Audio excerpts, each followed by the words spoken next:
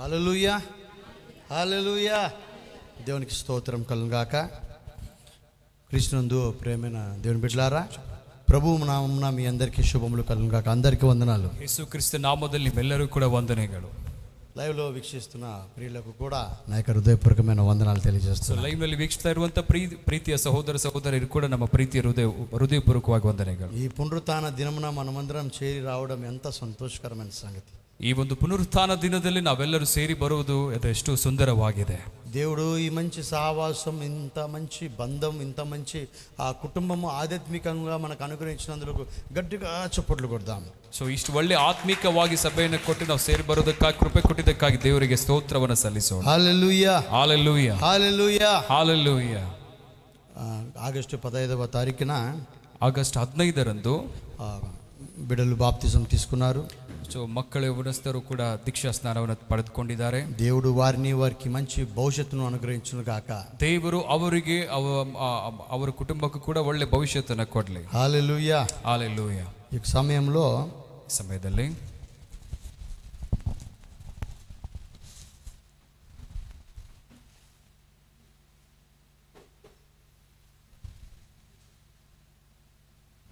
వారికి సర్టిఫికెట్స్ ఇవ్వబడతాయి. కాబట్టి ముందుకు వచ్చి వారు సర్టిఫికెట్స్ తీసుకోవాల్సిందిగా ప్రభునామమున కోరుతున్నాను.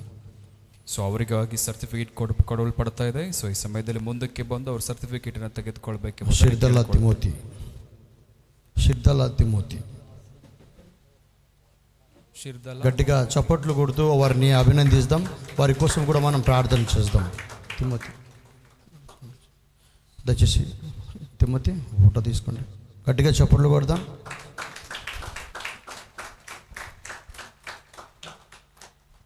రెండవదిగా ఇక్కడ నిలబడుకో. రెండవదిగా సృష్టి బాలిగర్.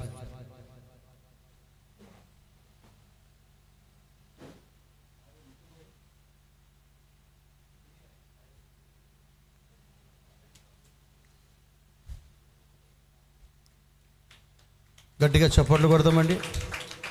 ఇక్కడికి ఓకే, గట్టిగా చప్పట్లు కొడదాం. తర్వాత ఇక్కడ నిల్చోమ్మా. తర్వాత మృత్యుంజయ్ బాలిగారు.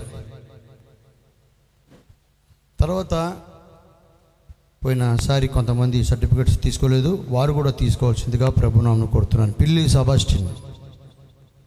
గట్టిగా చప్పట్లు కొడదాం. షిర్దల ఐజక్.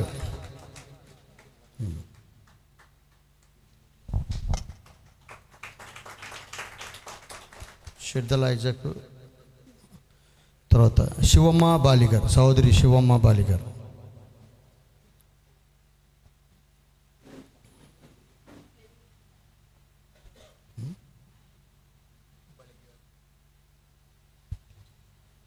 బేబమ్మ వచ్చిందమ్మా. బేబమ్మ, శివమ్మ బాలిగారు. పైకి రా తిమ్మతి.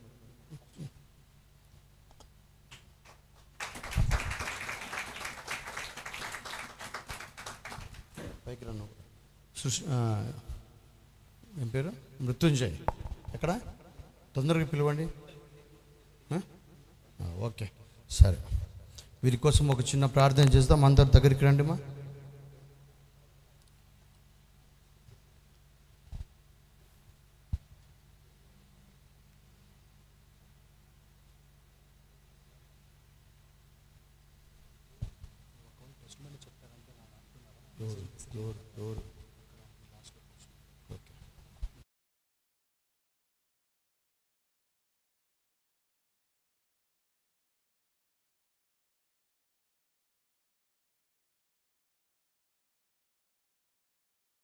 చిన్న ప్రార్థన.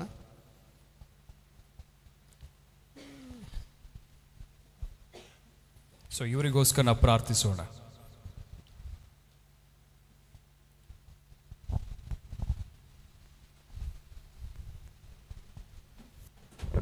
గట్టిగా చప్పట్లు కొడదాం. మృత్యుంజయ బాలిగారు. నువ్వు ఇటు పక్కకు రా. నువ్వు ఇక్కడికి రా. పడుకో, ఇద్దరం పడుకో.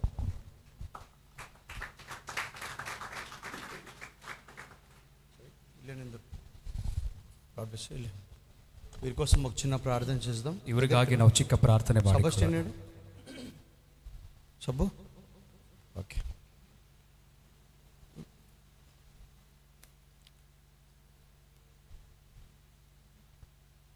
రజన బాప్తిజం తీసుకున్నారు, వీరందరి కోసం చిన్న ప్రార్థన చేయండి. ಪ್ರಾರ್ಥನೆ ಮಾಡಿಕೊಳ್ಳೋಣ.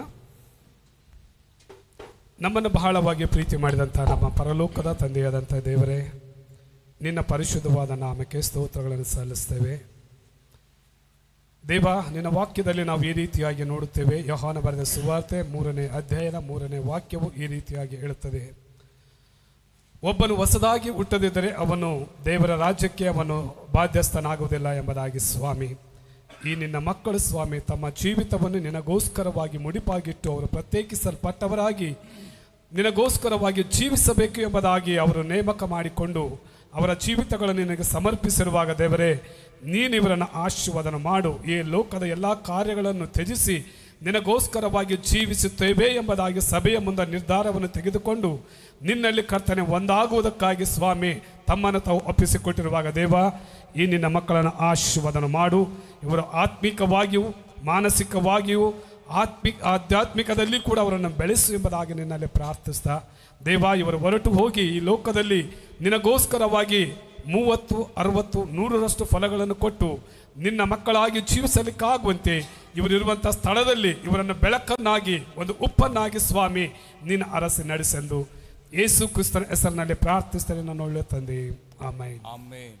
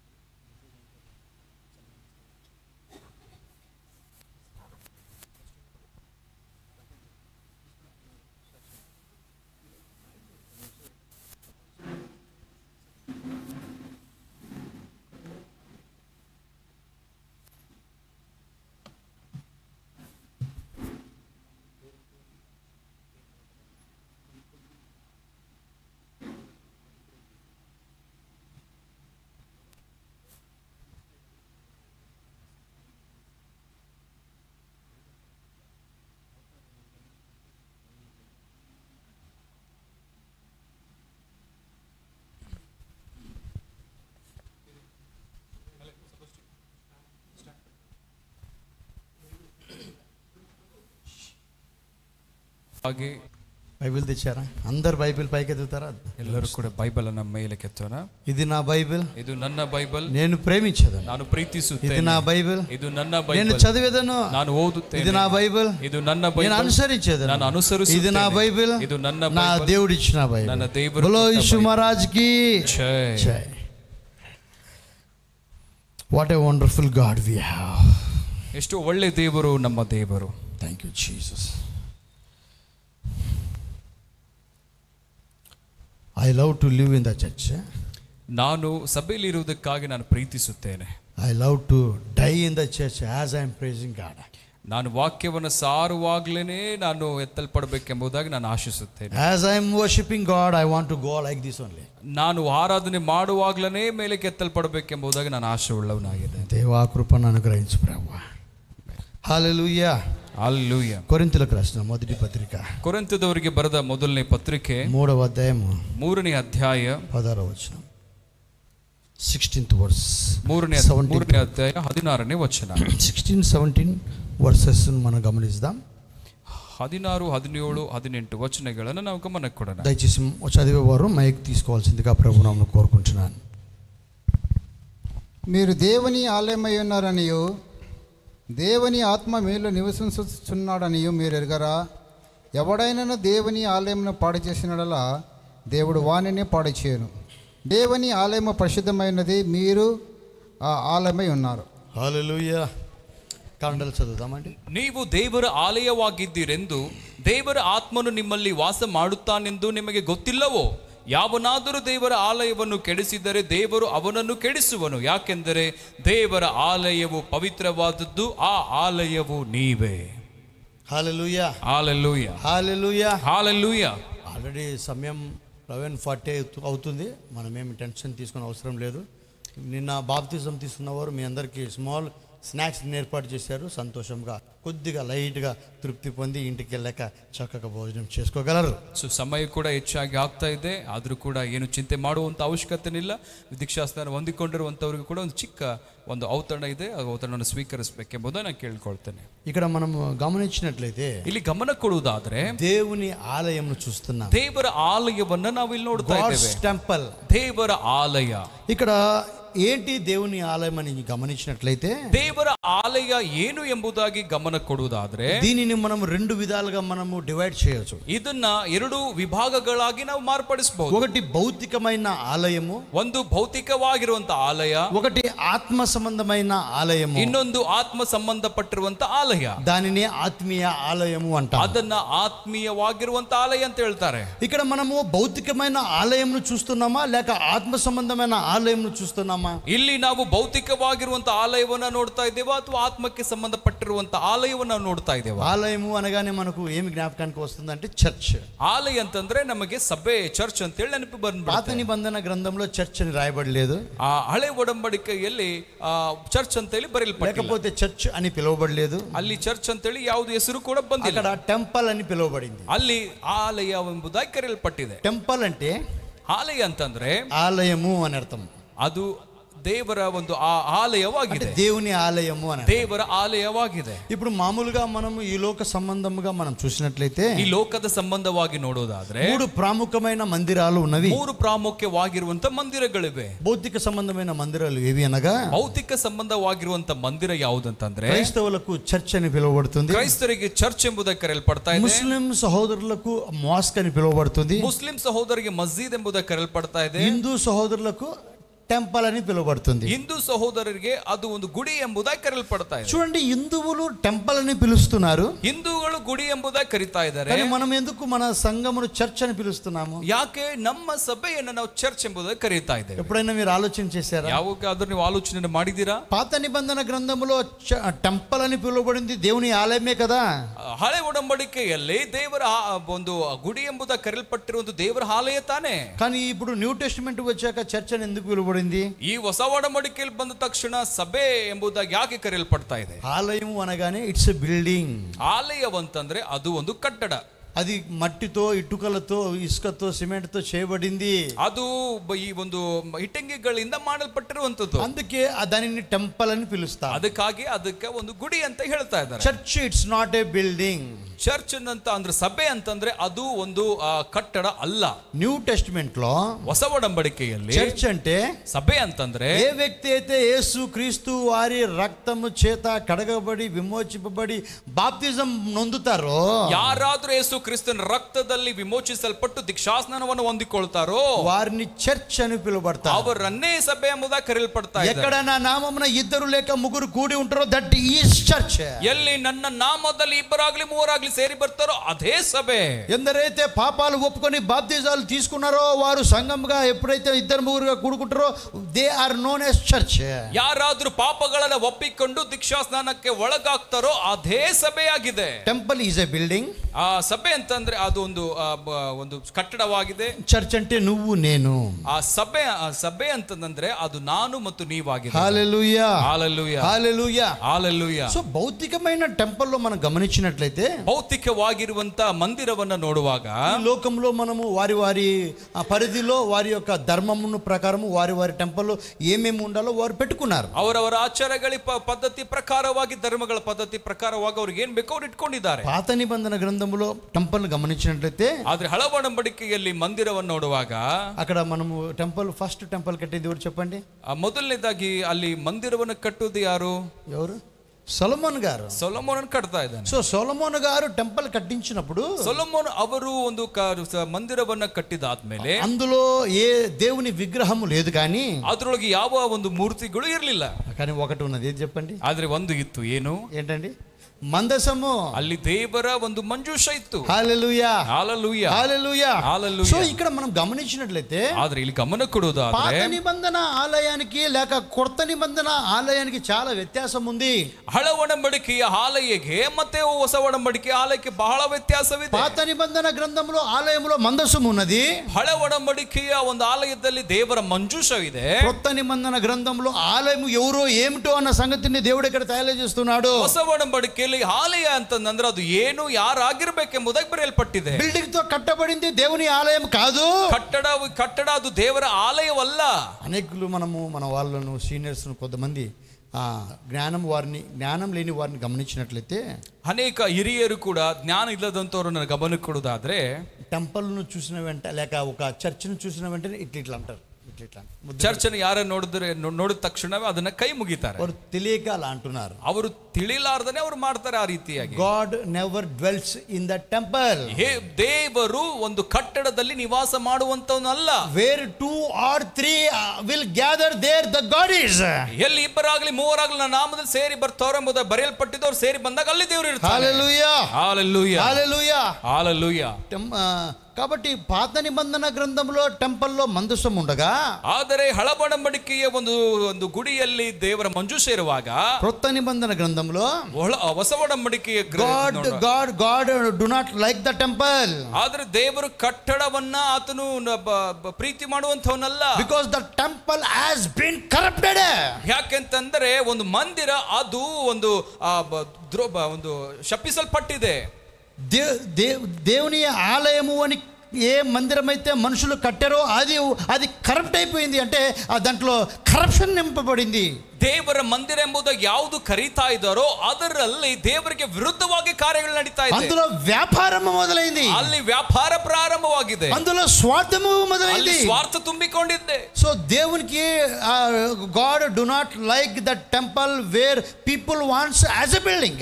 ಎಲ್ಲಿ ಒಂದು ಜನರು ಆ ಒಂದು ದೇವರನ್ನ ಒಂದು ಕಟ್ಟಡವನ್ನ ದೇವರೆಂಬುದು ಅದು ದೇವರ ನಿವಾಸ ಎಂಬುದಾಗ ನಂಬುತ್ತಾರೋ ಅದು ದೇವರು ಒಂದು ನಂಬುವಂತ ದೇವರಲ್ಲ ಆತನು. మానవులు కట్టే కట్టడ ఏదైతే టెంపుల్ అని పిలుస్తున్నారో దానిని ఒక రాజకీయంగా చేసేస్తున్నారు. మానవును కట్ತಾ ఇರುವಂತ ಒಂದು ಮಂದಿರ ಅದು ರಾಜಕೀಯವಾಗಿ ಮಾರಲ್ಪಡ್ತಾ ಇದೆ. దానిని ఒక ఆస్తిగా చేసుకుంటున్నారు. ಅದನ್ನ ಒಂದು ಆಸ್ತಿಯಾಗಿ ಮಾಡ್ಕೊಳ್ತಾ ಇದ್ದಾರೆ. వ్యాపారంగా చేసుకుంటున్నారు. ಅದನ್ನ ವ್ಯಾಪಾರವಾಗಿ ಮಾಡ್ಕೊಳ್ತಾ ಇದ್ದಾರೆ.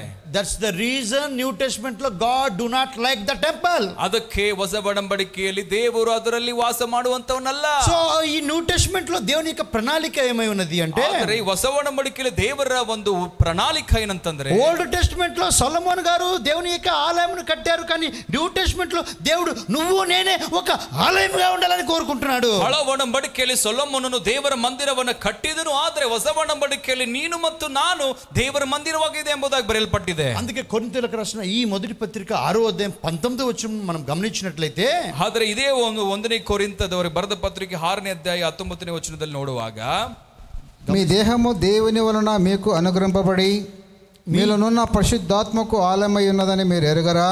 దయచేసి మీ దేహము దేవుని వలన మీకు అనుగ్రహింపబడి మీలో ఉన్న పరిశుద్ధాత్మకు ఆలయమై ఉన్నదని మీరు ఎరుగరా? చాలండి మీరు ఎరుగరా? ದೇವರಿಂದ ದೊರಕಿ ನಿಮ್ಮೊಳಗೆ ನೆಲೆಗೊಂಡಿರುವ ಪವಿತ್ರಾತ್ಮನಿಗೆ ನಿಮ್ಮ ದೇಹವು ಗರ್ಭ ಗುಡಿಯಾಗಿದೆ ಎಂಬುದಾಗಿ ನಿಮಗೆ ತಿಳಿಯದೋ? సో బిల్డింగ్ దేవుడు కోరుకోవట్లేదు, కానీ ಕಟ್ಟಡವನ್ನ ದೇವರು ಅದನ್ನು ಕೋರ್ಕೊಳ್ತಾ ಇಲ್ಲ. ఆయన నీ దేహాన్ని కోరుకుంటున్నాడు. ಆತನು ದೇಹವನ್ನ ಕೋರ್ಕೊಳ್ತಾ ಇದ್ದಾನೆ. దేవుడు నీకు నాకు దేహాన్ని ఇచ్చాడు. ದೇವರು ನಿನಗೂ ನನಗೂ ದೇಹವನ್ನ ಕೊಟ್ಟಿದ್ದಾನೆ. ఈ దేహాన్ని దేవుని ఆలయంగా కట్టుకోవాలని దేవుడు కోరుకుంటున్నాడు. ಈ ದೇಹವನ್ನೇ ದೇವರ ಆಲಯವಾಗಿ ಮಾಡ್ಕೊಳ್ಳುವುದಕ್ಕಾಗಿ ಆತನಿಗೆ ಇಷ್ಟ. దేవుడు దేవుని మందిరంలో ఉండడు. ದೇವರು ಕಟ್ಟಡದೊಳಗಿರುವುದಿಲ್ಲ. మనుషుల చేత కట్టబడిన కట్టడలో దేవుడు ఉంటాడు అని ఎందరైతే నమ్ముతున్నారో ఈ రోజు నుంచి తెలుసుకోవాలా, దేవుడు అటువంటి మందిరాలలో ఉండడు. ಮನುಷ್ಯರಿಂದ ಕಟ್ಟಲ್ಪಡುತ್ತಾ ಇರುವಂತ ಕಟ್ಟಡದೊಳಗೆ ದೇವರು ಇದಾನೆ ಎಂಬುದಾಗಿ ಯಾರು ತಿಳಿದುಕೊಳ್ತಾರೋ ಅವರೆಲ್ಲರೂ ಈ ಸಮಯದಲ್ಲಿ ತಿಳ್ಕೊಳ್ಳುವಂತ ವಿಷಯ ಏನಂತಂದ್ರೆ ಅಂತ ಒಂದು ಕಟ್ಟಡದಲ್ಲಿ ದೇವರು ಇರುವುದಿಲ್ಲ. దేవుడు ఎందుకు దేవాలయాలలో ఉండడు అంటే, ದೇವರು ಯಾಕೆ ಕಟ್ಟಡದೊಳಗೆ ಇರುವುದಿಲ್ಲ ಅಂತಂದ್ರೆ, ప్రార్థన అంతా అయిపోయాక ಪ್ರಾರ್ಥನೆ ಆದ್ಮೇಲೆ వారు తర్వాత ఏం చేస్తారండి దాని దేవాలయాన్ని? ಅವ್ರು ಏನ್ ಮಾಡ್ತಾರೆ? ದೇವಾಲಯವನ್ನ ఏమా డోర్ క్లోజ్ చేసి వెళ్ళిపోతారు. ಅವರು ಬಾಗಿಲನ್ನು ಮುಚ್ಚಿಕೊಂಡು ಹೋಗ್ಬಿಡ್ತಾರೆ. అది కూడా డోర్ ఎలా కరెక్ట్గా వేసానో లేదో 3 సార్లు చూసి కరెక్ట్గా లాక్ చేసి వెళ్ళిపోతారు. ಅದು ಮತ್ತೆ 3 ಸಾರಿ ಚೆಕ್ ಮಾಡ್ತಾರೆ ಕರೆಕ್ಟ್ ಆಗಿ ಲಾಕ್ ಆಗಿದೋ ಇಲ್ಲ ಅಂತ ಹೇಳಿ. ఇప్పుడు దేవుడు దేవాలయంలో ఉంటే మనం ఏం చేసినట్టు అవుతుంది? లోపల పెట్టి, అంటే నువ్వు లోపల పెట్టి లాక్ చేసి వెళ్ళిపోతావా దేవుణ్ణి?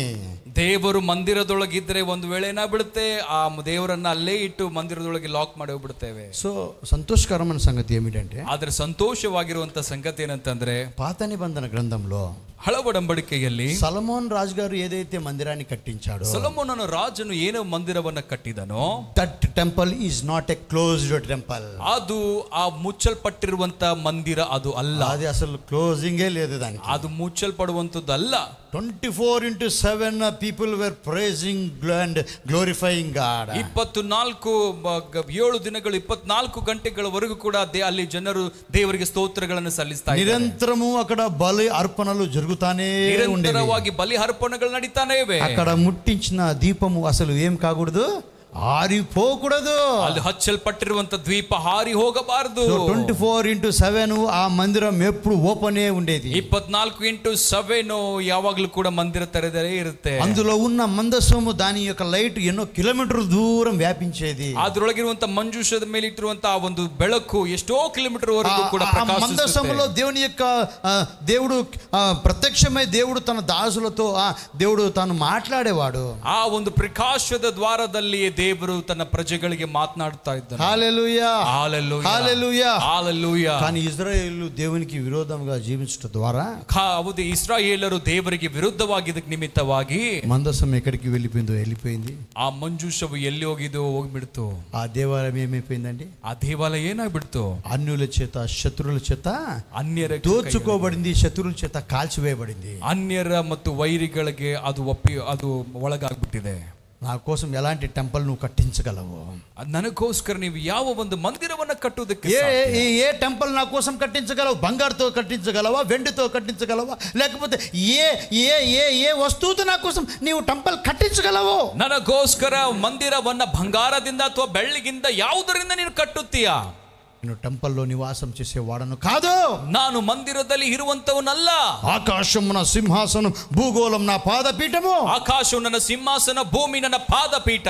సో ఆయన ఏమి కోరుకుంటున్నాడు ఈ యొక్క క్రొత్త నిబంధన గ్రంథంలో అంటే, ಈ ಒಂದು ಹೊಸ ಒಡಂಬಡಿಕೆಯಲ್ಲಿ ಪ್ರಕಾರವಾಗಿ ಆತನು ಏನು ಕೋರ್ಕೊಳ್ತಾ ಇದ್ದಾನೆ ಅಂತಂದ್ರೆ, నీ దేహాన్ని కోరుకుంటున్నాడు. ನಿನ್ನ ದೇಹವನ್ನು ಆತನು ಕೋರ್ತಾ ಇದ್ದಾನೆ. నీ దేహాన్ని కోరుకుంటున్నాడు. ನಿನ್ನ ದೇಹವನ್ನು ಆತನು ಕೋರ್ತಾ ಇದ್ದಾನೆ. అందుకే భక్తులు ఒక చక్కని పాట రాశారు. ಅದಕ್ಕೆ ಭಕ್ತನು ಒಂದು ಒಳ್ಳೆಯ ಒಂದು ಹಾಡನ್ನು ಬರೆದಿದ್ದಾನೆ. హృదయమే నీ ఆలయం క్రీస్తు. You know that song? తెలుసా? ఎంతమందికి తెలుసా మాట? ఆ పాట ఎంతమంది? హృదయమే ఏంటంట? ಹೃದಯವೇ ಆತನಿಗೆ ಆಲಯ. హృదయం ఎక్కడ ఉంది? ಹೃದಯವು ಎಲ್ಲಿದೆ? ఐశ్వర్య ఎక్కడ ఉంది అంటుంది. మన దేహమంతా హృదయానికి అటాచ్డ్గా ఉంది. ನಮ್ಮ ದೇಹವೆಲ್ಲವೂ ಕೂಡ ಹೃದಯಕ್ಕೆ ಅದು ಸಂಬಂಧಪಟ್ಟದ್ದು. హృదయం నిండిన దానిని బట్టి ఏమి మాట్లాడతాయి? పెదవులు మాట్లాడతాయి. What the heart speaks, what the heart is filled, the mouth will speak. ಹೃದಯದಲ್ಲಿ ತುಂಬಿಕೊಂಡಿರುವಂತದ್ದು ಬಾಯಲ್ಲಿ ಬರುತ್ತೆ. హల్లెలూయా, హల్లెలూయా. హృదయంలో ఏం ఆలోచన వస్తుందో ఆడ తలలోనికి టక టక టక టక టక టక అని వచ్చేస్తుంది. ಹೃದಯದೊಳಗೆ ಏನು ಬರುತ್ತೋ ಅದು ಆಲೋಚನೆಯಲ್ಲಿ, ಮಾತಿನಲ್ಲಿ ಬಂದು ಬಿಡುತ್ತೆ ಹೊರಗಡೆ. హృదయంలో ఆలోచన వస్తుంది, చెయ్యి ఎత్తు అంటే చెయ్యి పని చేస్తుంది. ಹೃದಯದೊಳಗೆ ಆಲೋಚನೆ ಬರುತ್ತೆ, ಕೈಯನ್ನೆತ್ತೆ ಮುದ ಕೈ ಎತ್ತಿ ಬಿಡುತ್ತೇವೆ ನಾವು. హృదయంలో ఆలోచన వస్తుంది, నడవాలని కాళ్ళు నడుస్తాయి. హృదయದೊಳಗೆ ಆಲೋಚನೆ ಬರುತ್ತೆ, ನಡಿಬೇಕೆಂಬುದು. దేహంలో ఉన్న అన్ని అవయములు హృదయానికి, ఈ హార్ట్ కు లింక్డ్ గా ఉన్నాయి. ದೇಹದೊಳಗಿರ್ತಕ್ಕಂಥ ಪ್ರತಿಯೊಂದು ಅಂಗಗಳು ಅವೆಲ್ಲರೂ ಹೃದಯಕ್ಕೆ ಒಂದು ಸಂಬಂಧಪಟ್ಟಿದೆ. మైండ్ పనిచేస్తూ ఉంటుంది, హృదయానికి లింక్డ్ గా ఉంటుంది. ಹೃದಯಕ್ಕೆ ಮತ್ತು ಈ ಒಂದು ನಮ್ಮ ಒಂದು ಬುದ್ಧಿಗೆ ಅದು ಕನೆಕ್ಟ್ ಆಗಿದೆ. ఈ బ్రెయిన్ దానికి లింక్డ్ గా ఉండి పని చేస్తూ ఉంది. ನಮ್ಮ ಈ ಒಂದು ಬುದ್ಧಿ ಆ ಒಂದು ಅದಕ್ಕೆ ಸಂಬಂಧಪಟ್ಟಿದೆ. అందుకే దేవుని వాక్యం తెలియజేస్తుంది, నీ గుండెకాయ నా దేవాలయం అని చెప్పలేదు దేవుడు. నీ గుండె, నేను హృదయ ನನ್ನ దేవాలయ అందిಲ್ಲ. ನಿನ್ನ ಹೃದಯ ನನ್ನ ದೇವಾಲಯ ಅಂತ ಅಂದಿಲ್ಲ ದೇವರು. కానీ ಏನಂದಾರ? ಟಾಪ್ ಟು ಬಾಟಮ್ ನಿನ್ನ ದೇಹವೇ ದೇವಾಲಯ. ನಮ್ಮ ದೇಹವೇ ಆತನಿಗೆ ದೇವಾಲಯ. హల్లెలూయా, హల్లెలూయా. దీని ద్వారా మనం ఏం అర్థం చేసుకోవాలంటే, ನಾವು ಅರ್ಥ ಏನು ಮಾಡ್ಕೊಳ್ತಾ ఎవరి part should be my construct my building. ಪ್ರತಿ ದೇಹದ ಅಂಗಗಳು ಆತನಿಗೆ ಸಂಬಂಧಪಟ್ಟಿದೆ. ఎవరి పార్ట్ షుడ్ బి మైన్ అంటే నా కట్టడగా ఉండాలా. ನಿಮ್ಮ ಒಂದು ಹೃದಯದ ಪ್ರತಿ ಭಾಗಗಳು ಅವು ನನಗೆ ಕಟ್ಟಡವಾಗಿರಬೇಕು. నీ చెయ్యి నాదే ఉండాలా, నీ కాలు నాదే ఉండాలా, నీ తల నాదే ఉండాలా, నీ చూపు నాదే ఉండాలా, నీ మాటలు అరికాలు మొదలుకొని తలనెత్తి వరకు నీ దేహమంతా నాకు సంబంధించిందిగా ఉండాలి. ತಲೆಯಿಂದ ಹಿಡಿದುಕೊಂಡು ಪಾದದವರೆಗೂ ಪ್ರತಿ ಅಂಗಗಳು ಆತನಿಗೆ ಸಂಬಂಧಪಟ್ಟಂತವಾಗಿರಬೇಕು. అందుకే పెద్దలు ఇవన్నీ కలిసి హృదయానికి ఆ లింక్ చేసి హృదయమే దేవుని ఆలయం అని చెప్పారు. ಅದಕ್ಕೆ ಹಿರಿಯರು ಇದನ್ನ ಎಲ್ಲವನ್ನು ಸೇರಿಸಿ ಹೃದಯಕ್ಕೆ ಒಂದು ಪ್ರಾಮುಖ್ಯತೆಯನ್ನು ಕೊಟ್ಟು ಹೃದಯವೇ ದೇವರ ಆಲಯವಾಗಿದೆ ಅಂತ ಹೇಳ್ತಾರೆ. ఎందుకంటే అన్నిటికీ హృదయం ముఖ్యం కాబట్టి. ಎಲ್ಲದಕ್ಕೂ ಕೂಡ ಹೃದಯನೇ ಮುಖ್ಯವಾದದ್ದು. హార్ట్ అటాక్ వచ్చింది అనుకో, ఎక్కడ వస్తుంది? చేతికి వస్తుంది. హార్ట్ అటాక్ ఎక్కడికి వస్తుంది? ಹಾರ್ಟ್ ಅಟ್ಯಾಕ್ ಬಂತಂದ್ರೆ ಎಲ್ಲಿ ಬರುತ್ತೆ? ఖాళీ ಬರುತ್ತಾ, ಕೈ ಬರುತ್ತಾ? పేరులోనుంది అటాక్. దేనికి వచ్చింది అటాక్?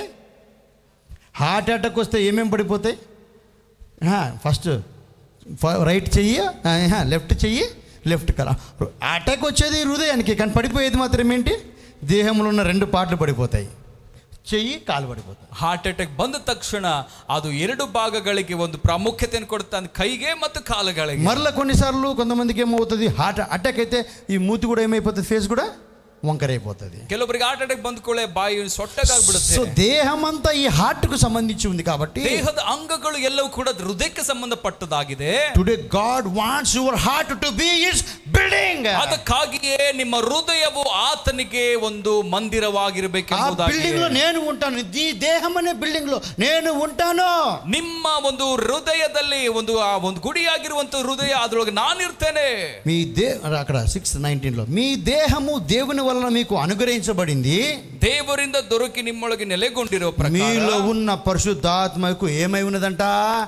ఆలయమై ఉన్నది. ನಿಮ್ಮೊಳಗೆ ನೆಲೆಗೊಂಡಿರೋ ಪವಿತ್ರಾತ್ಮನಿಗೆ ಅದು ಗರ್ಭಗುಡಿಯಾಗಿದೆ. పరిశుద్ధాత్మ దేవుడు నీలో ఉండాలని ఇష్టపడతా ఉన్నాడు. ಪರಿಶುದ್ಧಾತ್ಮನು ನಿಮ್ಮೊಳಗಿರಬೇಕೆಂಬುದಾಗಿ ಆತನಿಗೆ ಇಷ್ಟ. నీ హృదయంలో ఉండాలని ఇష్టపడుతున్నాడు. ಹೃದಯದೊಳಗಿರಬೇಕೆಂಬುದಾಗಿ నీ హృదయంలో ఉండాలి అంటే ನಿನ್ನ ಹೃದಯದೊಳಗಿರಬೇಕಂತಂದ್ರೆ దేవునికి సమర్పించాలి. ನಿನ್ನ ಹಸ್ತವಾತನಿಗೆ నీ ಸಮರ್ಪಿಸಬೇಕು. కాలు దేవునికి సమర్పించాలి. ಕಾಲು ಆತನಿಗೆ నీ ಸಮರ್ಪಿಸಬೇಕು. తల దేవునికి సమర్పించాలి. ನಿನ್ನಲ್ಲಿರುವಂತದ್ದೆಲ್ಲ నీ ಸಮರ್ಪಿಸಬೇಕು. నాలుక దేవునికి సమర్పించాలి. ನಾಲಿಗೆ నీ ಸಮರ್ಪಿಸಬೇಕು. కన్నులు దేవునికి సమర్పించాలి. కన్నుಗಳು సమర్ಪಿಸಬೇಕು. అరికాలు మొదలుకొని తలనెత్తి వరకు నీ దేహమంతా దేవునికి సమర్పించాలి. ಪಾದದಿಂದ ಹಿಡಿದುಕೊಂಡು ತಲೆಯವರೆಗೂ ಕೂಡ ದೇವರಿಗೆ ಸಮರ್ಪಣೆ ಮಾಡಬೇಕು. సొలొమోన్ గారు కట్టిన ఆ యొక్క మందిరము ఏమైపోయింది? శత్రువులు దాన్ని ఏం చేశారు?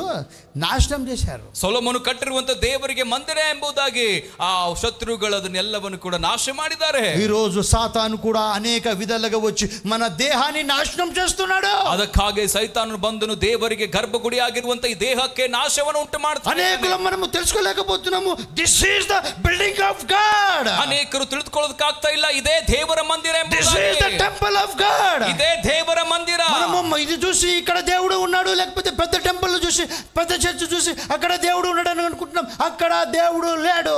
ನಾವು ಅನ್ಕೊಳ್ತಾ ಇರ್ತೇವೆ ದೊಡ್ಡ ದೊಡ್ಡ ಸಭೆಯನ್ನು ನೋಡಿ, ಓ ದೇವರು ಇಲ್ಲಿದ್ದಾನೆ ಎಂಬುದಾಗಿ. ಆದ್ರೆ ಆತನಲ್ಲಿಲ್ಲ. దేవుడు ఉండేది నీలో నాలో. ದೇವರು ಇರುವುದು ನಿಮ್ಮೊಳಗೆ, ನನ್ನೊಳಗೆ. ఆయన మనలో ఉండాలని ఇష్టపడతాడు. ಆತ ನಮ್ಮೊಳಗೆ ಇರಬೇಕೆಂಬುದಾಗಿ ಆತನಿಗೆ ಇಷ್ಟ. ఈ రోజు ఒక ప్రశ్న వేసుకుందాము. ఈ రోజు నీ దేవునికి ఒక టెంపుల్ గా ఉందా, లేకపోతే ఏమై ఉన్నది? ಇವತ್ತು ಒಂದು ಪ್ರಶ್ನೆಯನ್ನು ಹಾಕಿಕೊಳ್ಳೋಣ. ನನ್ನ ದೇಹವು ದೇವರಿಗೆ ಒಂದು ಗುಡಿಯಾಗಿದೆಯಾ ಅಥವಾ ಏನಾಗಿದೆ? ఆ రోజు ఆ యొక్క సల్మాన్ మహారాజ్ గారు ఆ టెంపుల్ కట్టడానికి do you know how much time he has taken? ಆದರೆ ದೇವರಿಗೆ ಮಂದಿರ ಮಾಡುವಾಗ ಸೊಲೊಮೋನ್ ರಾಜನು ಎಷ್ಟು ಸಮಯಗಳನ್ನು ತೆಗೆದುಕೊಂಡು ಗೊತ್ತಾ? ఎన్ని రోజుల్లో కట్టాడు తెలుసా? దయచేసి గమనించండి. రాజుల మొదటి గ్రంథం, ಮೊದಲನೇ ಅರಸುಗಳ ಪುಸ್ತಕ, రాజుల మొదటి గ్రంథం, the book of first Kings 6th chapter. ಮೊದಲನೇ ಅರಸುಗಳ ಪುಸ್ತಕ 6ನೇ ಅಧ್ಯಾಯ. I want to remember some few words regarding the temple of Solomon which he has built. ನಾನು ಆ ಒಂದು ವಿಷಯಕ್ಕಾಗಿ, ಅಂದರೆ ಸೊಲೊಮೋನ್ ಕಟ್ಟಿರುವಂತ ದೇವರ ಮಂದಿರದ ಕುರಿತಾಗಿ ಸ್ವಲ್ಪ ಮಾತುಗಳನ್ನು ನಿಮ್ಮಲ್ಲಿ ಮಧ್ಯದಲ್ಲಿ ಹೇಳಬೇಕೆಂಬುದಾಗಿ ನನಗೆ ಇಷ್ಟ. ఫస్ట్ కింగ్స్ రాజుల మొదటి గ్రంథం 6వ అధ్యాయము 38వ వచనం గమనిస్తారా? 38ನೇ ವಚನ. 11వ సంవత్సరము బూలు అను 8వ మాసమున దాని ఏర్పాటు చొప్పున దాని ఉపభాగములన్నిటితోనూ మందిరము సమాప్తమాయెను. 7 సంవత్సరంలో సొలొమోను దానిని కట్టించుచుండెను. చాలండి. ఎన్ని సంవత్సరాలు కట్టించాడు? 7 ఆ యొక్క మందిరం కట్టబడడానికి 7 years has taken. 7 ವರ್ಷಗಳು ಆ ಮಂದಿರವನ್ನು ಕಟ್ಟುವುದಕ್ಕಾಗಿ ಸಮಯ ಬೇಕಾಗಿತ್ತು. ఇప్పుడు ఈ రోజులలో ఒక మందిరం కట్టించాలంటే ఒక 52 రోజులు, లేకపోతే 1 year, లేకపోతే 6 months, లేకపోతే కొందరైతే కడతానే ఉండరు, ఇంకా కడతానే ఉన్నారు. ಆದರೆ ಕಟ್ಟಡವನ್ನ, ಚರ್ಚ್ ಎಂಬುದೇ ಕಟ್ಟಡವನ್ನು ಕಟ್ತಾ ಇರುವಂತವರು 1 ವರ್ಷ ಅಥವಾ 2, 3, 4 ವರ್ಷ, ಕೆಲವೊಬ್ರು ನೋಡಿದ್ರೆ ಇನ್ನೂ ಕಟ್ತಾನೆ ಇದ್ದಾರೆ. My dear friends, my dear friends, ನನ್ನ ಪ್ರೀತಿಯ don't ಸಹೋದರರೇ, waste your money by constructing your church by spending more amount.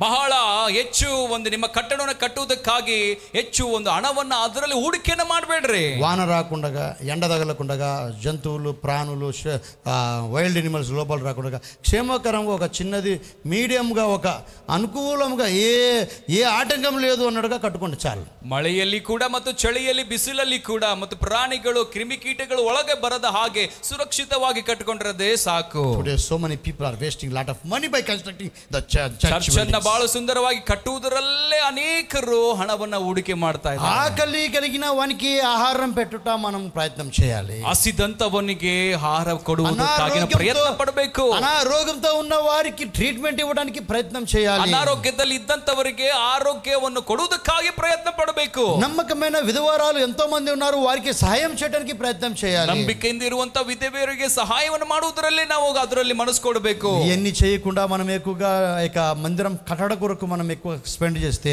అది మనకు చాలా నష్టము అని సంగతి మనం తెలుసుకోవాలి. ಇದನ್ನ ಮಾಡದ ಹಾಗೆ ಕಟ್ಟಡದಲ್ಲಿಯೇ ಹೆಚ್ಚು ನಾವು ಸಮಯವನ್ನ ಹಣವನ್ನ ಹೂಡಿಕೆ ಮಾಡಿಬಿಟ್ರೆ ಇದು ಸಮಯ ವ್ಯರ್ಥ ಮಾಡಿಕೊಂಡಂಗ ಆಗುತ್ತೆ. ఎనియో మీ డబ్బులు మీ ఇష్టం. God bless you. ಏನೋ ಆಗ್ಲಿ, ನಿಮ್ಮ ಹಣ ನಿಮಗೆ ಇಷ್ಟ. హల్లెలూయా, హల్లెలూయా, హల్లెలూయా, హల్లెలూయా, హల్లెలూయా. సొలొమోను ఆ యొక్క టెంపుల్ లేక ఆ యొక్క ఆలయం కట్టడానికి ఎన్ని సంవత్సరాలు తీసుకున్నాడండి? ఎన్ని సంవత్సరాలు? 7 ವರ್ಷಗಳು. సరే, ఓకే, నో ప్రాబ్లం. దేవుడు ఒక మంచి దావీదు మహారాజుకు ఒక మంచి ఆలోచన కలగజేశాడు. ఆ ఆలోచనను కుమారుడైన సొలొమోను నెరవేర్చినాడు. దావీద మహారాజునికి ఇద్దంత ఆలోచనన్న మగనాదంత సొలొమోనను అది నెరవేరుస్తాడు. అండ్ యు నో, సొలొమోను మహారాజు గారు ఆ యొక్క టెంపుల్ను కట్టినప్పుడు ఎంతగా ఏమేమి దానికి అవసరమో అన్ని మనకి తెలుసు. అదే రాజుల గ్రంథంలో చూడండి, అదే అధ్యాయంలో ఎక్కడ 6వ అధ్యాయం 20-22 వచ్చి చూడండి. 20 నుంచి 20-21 కూడా 22 దాకా చదవచ్చు, నడుస్తుంది. చూడండి ఒకసారి.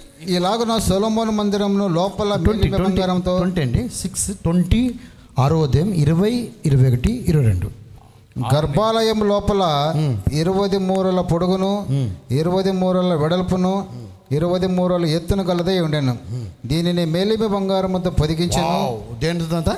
మేలిమి బంగారంతో. సరే, ఇంకొక వచనంలోకి వెళ్ళిపోదాం. 22కి వెళ్ళిపోదాం. ఏ భాగమును విడవకుండా మందిరమంతయు బంగారముతో పొదిగించెను. గర్భాలయముననున్న బలిపీఠం అంతటిని బంగారముతో పొదిగించెను. మరియు అతడు గర్భాలయం మందు 10 మూరలు ఎత్తుగల 2 కెరూబులను ఒలివ కర్రతో చేయించెను. ఏ కర్రలతో? ఒలివ కర్రలతో. ఇంకా ముందుకు చదువుకున్నట్లే దేవదారు వృక్షాలు కూడా ఉపయోగం చేసినట్లుగా మనం గమనిస్తున్నాం. ಸೊ ಇನ್ನು ಮುಂದಕ್ಕಿನ ಹೋದುವಾಗ ಏನೇನು ಆ ಒಂದು ಗರ್ಭಗುಡಿದಲ್ಲಿ ಉಪಯೋಗ ಮಾಡಿಕೊಂಡ್ರು ಅಂತೇಳಿ ನಾವು ನೋಡ್ಕೊಳ್ಳೋದು. సో ఓవరాల్ మనం గమనించినట్లయితే సొలొమోను మహారాజు గారు ఆ యొక్క మందిరం లేకపోతే, ఆ యొక్క టెంపుల్ లేకపోతే, ఆ యొక్క ఆలయం కట్టడానికి ఈ యాజ్ యూజ్డ్ ప్యూర్ గోల్డ్, మేలిమి బంగారము, మంచి కాస్ట్లీ ఒలివ కర్ర లేక దేవదారు వృక్షములు, ఇలా మంచివి యూజ్ చేశాడు. ಆದರೆ ಆ ಒಂದು ಗುಡಿಯನ್ನು ಕಟ್ಟುವುದಕ್ಕಾಗಿ ಸೊಲೊಮೋನ ಮಹಾರಾಜನು ಎಷ್ಟೋ ಬಂಗಾರವನ್ನ ಮತ್ತು ಬೆಲೆ ಬಾಳ್ತಾ ಇರುವಂತ ಮರಗಳನ್ನ, ಎಣ್ಣೆ ಮರಗಳನ್ನು ಉಪಯೋಗ ಮಾಡಿಕೊಂಡನು. ఈ యొక్క దేవుని ఆలయాన్ని నిర్మించడానికి ఎంతో అంకిత భావంతో చేసినందుకు ఒకసారి అంత గట్టిగా చెప్పకూడదు సొలొమోను మహారాజుకి. అది అంతేనా? సొలొమోను రాజు పైన చూస్తుంటాడు, వాళ్ళని గట్టిగా చెప్పకూడదాం. 7 సంవత్సరాలు కట్టాడు. సరే, సొలొమోను మహారాజు గారు 7 సంవత్సరాలు మందిరం కట్టాక 7వ అధ్యాయం 1వ వచనంలో ఆయన తన కోసం అని ఒక ఇండ్లు కట్టుకుంటాడు. చూడండి, ದೇವರ ಮಂದಿರವನ್ನು ಕಟ್ಟಿದಾದ್ಮೇಲೆ ತನಗೋಸ್ಕರ ಮನೆಯನ್ನು ಕಟ್ಕೊಳ್ತಾನೆ. ಅದ್ರ ಕುರಿತಾಗಿ ನೋಡಿಕೊಳ್ಳೋಣ. సొలొమోను 13 సంవత్సరాలు తన నగరును కట్టించుచుండి దాని అంతటిని ముగించెను. మరియు అతడు లెబానోను అరణ్యపు నగరును కట్టించెను. దీని పొడుగు 100 మూరలు, వెడల్పు 50 మూరలు, ఎత్తు 30 మూరలు, 4 వరుసల దేవదారు స్తంభముల మీద దేవదారు దూలములు వేయబడెను. మరియు 45 స్తంభముల మీద ప్రక్క గదుల పైన దేవదారు కర్రలతో అది కప్పబడెను. చాలండి. హల్లెలూయా. ఇప్పుడు తాను ఒక నగరును కట్టుకుంటున్నాడు. ಆತನು ಒಂದು ಪಟ್ಟಣವನ್ನು ಕಟ್ಕೊಳ್ತಾ ಇದ್ದಾನೆ. తన కోసం ఒక గొప్ప ఉన్నతమైన స్థలాన్ని నిర్మాణం చేసుకుంటున్నాడు. ತನಗೋಸ್ಕರ ಉನ್ನತವಾದ ಸ್ಥಳವನ್ನು ಕಟ್ಕೊಳ್ತಾ ಇದ್ದಾನೆ. దాన్ని మీరు కాంప్లెక్స్ అంటారు, అపార్ట్మెంట్ అంటారు, విల్లా అంటారు, బంగ్లా అంటారు, మీ లెక్కన ఏమని అనుకోండి. ನಿಮ್ಮ ಯೋಚನೆ ಬಂದ ಪ್ರಕಾರವಾಗಿ ಕಾಂಪ್ಲೆಕ್ಸ್ ಕಟ್ಟಡವು ಏನು ಬೇಕಾದ್ರೂ ಅನ್ಕೊಳ್ಬಹುದು. ఎన్ని సంవత్సరాలు కట్టాడంట? ಎಷ್ಟು ವರ್ಷಗಳ ఎన్ని సంవత్సరాలు? 13 ವರ್ಷಗಳವರೆಗೆ. చూడండి, భౌతికమైనవి ఒక మందిరం కట్టడానికి, దేవుని మందిరం కట్టడానికి 7 సంవత్సరాలు, సొంత ఇల్లు కట్టుకోవడానికి, ఒక పెద్ద నగర్నే చేసుకోవడానికి స్పెండ్ 13 years. ಅಲ್ಲಿ ದೇವರ ಮಂದಿರವನ್ನು ಕಟ್ಟುವುದಕ್ಕಾಗಿ 7 ವರ್ಷ ಹಿಡಿತು. ಆದರೆ ತನಗೆ ಒಂದು ಪಟ್ಟಣವನ್ನಾಗಲಿ ಅಥವಾ ಒಂದು ಅರಮನೆಯನ್ನು ಕಟ್ಟಿಕೊಳ್ಳುವುದಕ್ಕಾಗಿ 13 ವರ್ಷಗಳು ಆತನಿಗೆ ಸಮಯ ಬೇಕಾಯ್ತು. అందుకే పెద్దలు అంటారు, ఇల్లు కట్టి చూడు, పెళ్లి చేసి చూడు అని. ಅದಕ್ಕೆ ಹಿರಿಯರು ಹೇಳ್ತಾರೆ, ಮದುವೆ ಮಾಡಿ ನೋಡು, ಮನೆ ಕಟ್ಟಿ ನೋಡು ಅಂತ. ఇప్పుడు ఖాళీ కట్టడాకే 7 years ప్లస్ 13 years. ఎన్ని ఇయర్స్ అయింది? 20 years ఓన్లీ ఇంజనీర్ లాగా తిరుగుతూ ఉన్నాడు కదా. కట్టడ అట్లా చేయండి, ఇట్లా చేయండి. 20 years he has been an engineer. ಮಂದಿರವನ್ನ ಮತ್ತೆ ಮನೆಯನ್ನು ಅರಮನೆಯನ್ನು ಕಟ್ಟುವುದಕ್ಕಾಗಿ 20 ವರ್ಷಗಳು ಆತನಿಗೆ ಸಮಯ ಬೇಕಾಯ್ತು. మనం ఒక చిన్న ఇల్లు కట్టుకోవాలంటే మొఖం ఓపెనింగ్ రోజు మాడిపోయి ఉంటుంది, అవునా? ಒಂದು ಚಿಕ್ಕ ಮನೆಯನ್ನು ಕಟ್ಕೊಳ್ಬೇಕಂತಂದ್ರೆ ಆ ಓಪನಿಂಗ್ ನಲ್ಲಿ ಮುಖ ಬಾಡಿ ಹೋಗ್ಬಿಡುತ್ತೆ. నేను ఈ ఇల్లు కట్టించేటప్పుడు ముగ్గురు నా బండిలో కూర్చుండేవాళ్ళు. ముగ్గురు ఆ స్టేషన్కి పోయి లేబర్ని తీసుకుని వచ్చి మళ్ళా పోయి వదిలేసి, సార్ ట్రైన్ టైం అయితే సార్ నన్ను అందరికి ఇట్స్ సార్ అంటే అని పోవడం, తిరిగి అని చాలా అయిపోతుంది. ಸೊ ಈ ಮನೆಯನ್ನು ಕೂಡ ಕಟ್ತಾ ಇರುವಾಗ ಪಾಸ್ಟರು ಕೂಡ ಅದೇ ರೀತಿಯಾಗಿ ಬಹಳ ಶ್ರಮೆ ಒಳಗಾದ್ರು. We love to construct our houses. ನಾವು ನಮಗೆ ಮನೆಯನ್ನು ಕಟ್ಕೊಳ್ಳೋದಕ್ಕಾಗಿ ನಾವು ಪ್ರೀತಿಸ್ತೇವೆ. We love to construct good churches. ನಾವು ಒಳ್ಳೆ ಸುಂದರವಾಗಿರುವಂತ ಸಭೆಯನ್ನ ಚರ್ಚನ್ನ ಕಟ್ಕೊಳ್ಳೋದಕ್ಕಾಗಿ ನಮ್ಗೆ ಇಷ್ಟ. But we are not loving to build our temple of our hearts. ಆದರೆ ನಮಗೆ ದೇವರ ಮಂದಿರ ಎಂಬುದಾಗಿ ಕರೆಸಲ್ಪಡ್ತಾ ಇರುವಂತ ನಮ್ಮ ದೇಹವನ್ನು ಆತನಿಗೆ ಮಂದಿರ. భౌతికమైనది ఏమైనా కట్టుకోవాలంటే ఒబ్బో ఎంత ఆసక్తి, ఎంత సమయం కేటాయించుకుంటామో. ಆದರೆ ಈ ಲೋಕದೊಳಗೆ ಈ ಕಟ್ಟಡವನ್ನು ಕಟ್ಟುವುದಕ್ಕಾಗಿ ಎಷ್ಟು ಆಸೆ ಉಳ್ಳವರಾಗಿ ನಾವು ಇರ್ತೇವೆ. But when we come to our spiritual life, ಯಾವಾಗ ಆತ್ಮಿಕ ಜೀವಿತದಲ್ಲಿ ನಾವು ಬರುವಾಗ we are not showing any interest. ನಾವು ಆತನಿಗೆ ಒಂದು ಪ್ರಾಮುಖ್ಯತೆಯನ್ನು ಕೊಡ್ತಾ ಇಲ್ಲ. ఎన్ని రోజులు కావాలో మనకు ఆత్మీయ ఇల్లును కట్టుకోవడానికి? ಎಷ್ಟು ನಮಗೆ ವರ್ಷಗಳು ಬೇಕು, ಸಮಯಗಳು ಬೇಕು ಆತ್ಮೀಯವಾಗಿರುವಂತ మీరు దేవుని ఆలయమే ఉన్నారు, ನೀನು ದೇವರ ಆಲಯವಾಗಿದೆ, నీలో నేను నివాసం చేస్తాను, ನಿನ್ನಲ್ಲಿ ನಾನು ವಾಸಿಸ್ತಾ ಇದ್ದೇನೆ ಎಂಬುದಾಗಿ ಹೇಳ್ತಾ ಇದ್ದಾನೆ. Then by this we come to know. ಆದರೆ ಇದರಿಂದ ಮುಖಾಂತರವಾಗಿ ನಾವು ನೋಡಿಕೊಳ್ತೇವೆ, ఆయన టెంపుల్లో ఉండడు, ಆತನು ಮಂದಿರದಲ್ಲಿದ್ದಾನೆ. నువ్వు కట్టిన ఇంట్లో కూడా ఉండడు. ಆತನು ಮನೆಯಲ್ಲಿ, ನೀವು ಕಟ್ಟುತ್ತಾರೆ ಒಂದು ಮನೆಯಲ್ಲಿ ಆತನು నువ్వు ఎక్కడ ఉంటావో అక్కడ నీతో ఉంటాడు. ನೀನು ಎಲ್ಲಿರ್ತೀಯೋ ಅಲ್ಲಿ ಆತನು నువ్వు ಇರ್ತಾನೆ. ఇంట్లోకి పోతే ఇంట్లో నువ్వు ఉంటే ఆయన ఉన్నట్టు. ನೀನು ಮನೆಯಲ್ಲಿದ್ರೆ ನಿನ್ನೊಟ್ಟಿಗೆ ಕೂಡ ಯೇಸು ಕ್ರಿಸ್ತನು ಇದ್ದ ಹಾಗೆ ಮನೆಯಲ್ಲಿ ಇದ್ದಾಗ. ఈ విధంగా చిన్న బిల్డింగ్ లో మనం ఉంటే దేవుడు మనతో ఉన్నట్టు. ಈ ಚಿಕ್ಕ ಕಟ್ಟಡದಲ್ಲಿ ನಾವು ಇದ್ರೆ ಯೇಸು ಕ್ರಿಸ್ತನು ಇದ್ದ మనం ಹಾಗೆ. ఎక్కడికి వెళ్ళిపోతాం, ఆయన మనతో ఉంటాడు, కానీ ఆయన ఇక్కడనే ఈ ఇంట్లో లేకపోతే లేక ఆ యొక్క టెంపుల్ ఉండడు. ನಾವು ಎಲ್ಲಿ ಹೋದ್ರು ಅಲ್ಲೇ ನಮ್ ಕೊಡುಗೆ ಬರ್ತಾನೆ ಹೊರತು ಆತನೇ ನಾವು ಕಟ್ಟಿರುವಂತದ್ದು ಮನೆಯಲ್ಲಿ ಆತನೇ. హల్లెలూయా. హల్లెలూయా. అర్థమవుతుందా? ಅರ್ಥವಾಗ್ತಾ అర్థమవుతుంది అన్నవారు గట్టిగా చప్పట్లు కొడదాం. అర్థವಾಗ್ತಾ ಇದೆ ಎಂಬುದಾಗಿ ಹೇಳೋರು ದೇವರಿಗೆ ಸ್ತೋತ್ರವನ್ನು ಸಲ್ಲಿಸೋಣ. దేవుని యొక్క మందిరంను కట్టడానికి ఎన్నో రిసోర్సెస్ ఆయన ఉపయోగం చేసుకున్నాడు. ದೇವರ ಮಂದಿರವನ್ನು ಕಟ್ಟುವುದಕ್ಕಾಗಿ ಎಷ್ಟೋ ಬೆಲೆ ಬಾಳುತ್ತಾ ಇರುವಂತ ವಸ್ತುಗಳನ್ನು ಆತನು ಉಪಯೋಗ ಮಾಡಿಕೊಂಡನು. ఉత్తమమైన వనరులు, శిల్పకారులను, ఎన్నెన్నో చక్కని ఎన్నో యోజనాలు చేసుకు, ఇంకా దాని గురించి వర్ణించలేము, అంత గొప్పగా ఆయన మందిరాన్ని కట్టాడు. ಆ ಒಂದು ಮಂದಿರವನ್ನು ಕಟ್ಟುವುದಕ್ಕಾಗಿ ಬೆಳ್ಳಿ ಬಂಗಾರ ಬೆಲೆ ಬಾಳ್ತಾ ಇರುವಂತ ಮರಗಳನ್ನು ಕೂಡ ಆತನು ಉಪಯೋಗ ಮಾಡಿಕೊಂಡ. అదే ఫస్ట్ కింగ్స్ 5th chapter లో ఆయన కట్టడం చేసుకుంటే, అదే ಒಂದು ಮೊದಲನೇ ಅರಸುಗಳ ಪುಸ್ತಕ 5వ అధ్యాయం 5ನೇ ಅಧ್ಯಾಯ ఆ మాట చూస్తారా?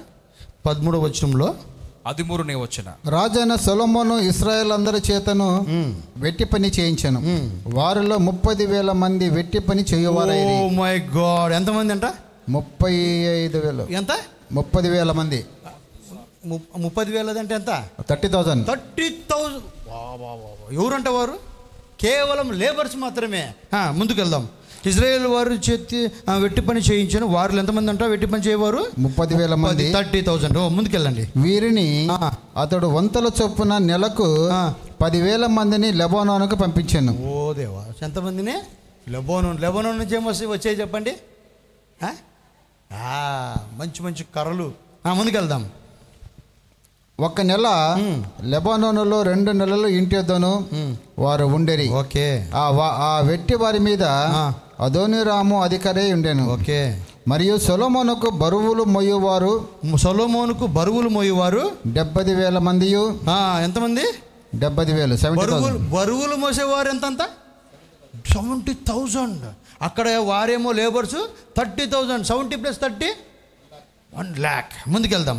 బరువులు మోసేవారు. ఇంకా ముందుకు చదవనా? సొలొమోనుకు బరువులు మోయేవారు 70,000 మంది. పర్వతములందు మ్రాణులు నరుకువారు 80,000 మంది ఉండేరి. బాబా జస్ట్ మైండ్ ఎక్కించుకోండి. 80,000. నెక్స్ట్ వీరు కాక పని మీదనున్న సొలొమోను శిల్పకారులకు అధికారులు 3,300 మంది. 3,300 మంది. వీరు పనివారి మీద అధికారులై ఉండేది. ముందుకెళ్దాం. ఇంకా రాజు సలివేగా వారు మందిరం యొక్క పునాదిని చెక్కిన రాళ్లతో వేయుటకు గొప్ప రాళ్లను, మిక్కిలి వెలగల రాళ్లను తెప్పించిరి. ఇలాగున సొలొమోను పంపిన వారును గిబ్లీయులను, హీరాము శిల్పకారులను, బ్రాణులను, నరికిన రాళ్లను మలిచి మందిరం కట్టుటకు బ్రాణులను, రాళ్లను సిద్ధపరిచిరి. హల్లెలూయా. మీ అందరికి అర్థమైపోయింది. ఇప్పుడు ನಿಮ್ಮೆಲ್ಲರಿಗೂ ಅರ್ಥವಾಯ್ತು. How many people are working under him. ಆತನ ಕೈ ಕೆಳಗೆ ಎಷ್ಟು ಜನಗಳು ಕೆಲಸ ಮಾಡ್ತಾ ಇದ್ರು? 30,000 మంది లేబర్స్, 30,000 ಬಿಟ್ಟಿ ಕೆಲಸ ಮಾಡುವಂತವರು, 70,000 మంది బరువులు మోసేవారు. ఎందుకంటే అప్పుడు క్రేన్లు లేవు కదా. క్రేన్లు, హెలికాప్టర్లు, లేకపోతే పెద్ద పెద్ద మిషన్లు ఏం లేవు. ಆ ಭಾರವನ್ನ ಹೊರುವಂತವರು ಕೂಡ ಇದ್ದಾರೆ. తర్వాత మ్రాణులు నరుకువారు ఎంతమంది అంట? మ్రాణులు నరికే. ఇప్పుడంటే రంపం బర్ర బర్ర బర్ర బర్ర బర్ర బర్ర బర్ర అని కట్ చేస్తారు. అప్పుడు బర్ర లేదు, ఏం లేదు. 80,000 మందిని వారు నియమించారు. 70,000 మంది ಹೊರೆ ಹೊರುವವರು ಕೂಡ ಅಲ್ಲಿ ನಾವು ನೋಡ್ತಾ ಇದ್ದೇವೆ. తర్వాత కింద మనం చదువుకున్నట్లయితే ఇంకా అధికారులు 3,300 మంది. ఇట్లా మనం చూస్తున్నాం ఎంత మందిని తన ఆ యొక్క టెంపుల్ను కట్టుకోవడానికి నిర్మాణం చేసుకున్నారు. ಎಷ್ಟು ಮಂದಿಯನ್ನ ಅದು ಮಂದಿರವನ್ನು ಕಟ್ಟುವುದಕ್ಕಾಗಿ ಉಪಯೋಗ ಮಾಡಿಕೊಳ್ತಾ ಇದ್ದಾರೆ. 7 yearsಗೆ ఇంతమందిని యూజ్ చేసుకున్నాడే. 7 ವರ್ಷಕ್ಕೆ ಇಷ್ಟು ಮಂದಿಯನ್ನ ಆತನು ಉಪಯೋಗ ಮಾಡಿಕೊಳ್ತಾ ಇದ್ದಾನೆ. 13 years తన ఇంటి కొరకు ఇంకా ఎంతమంది పనిచేశారో. ఇది కేవలం టెంపుల్, అది టెంపుల్ కాదు. ఏంటిది? నగరము.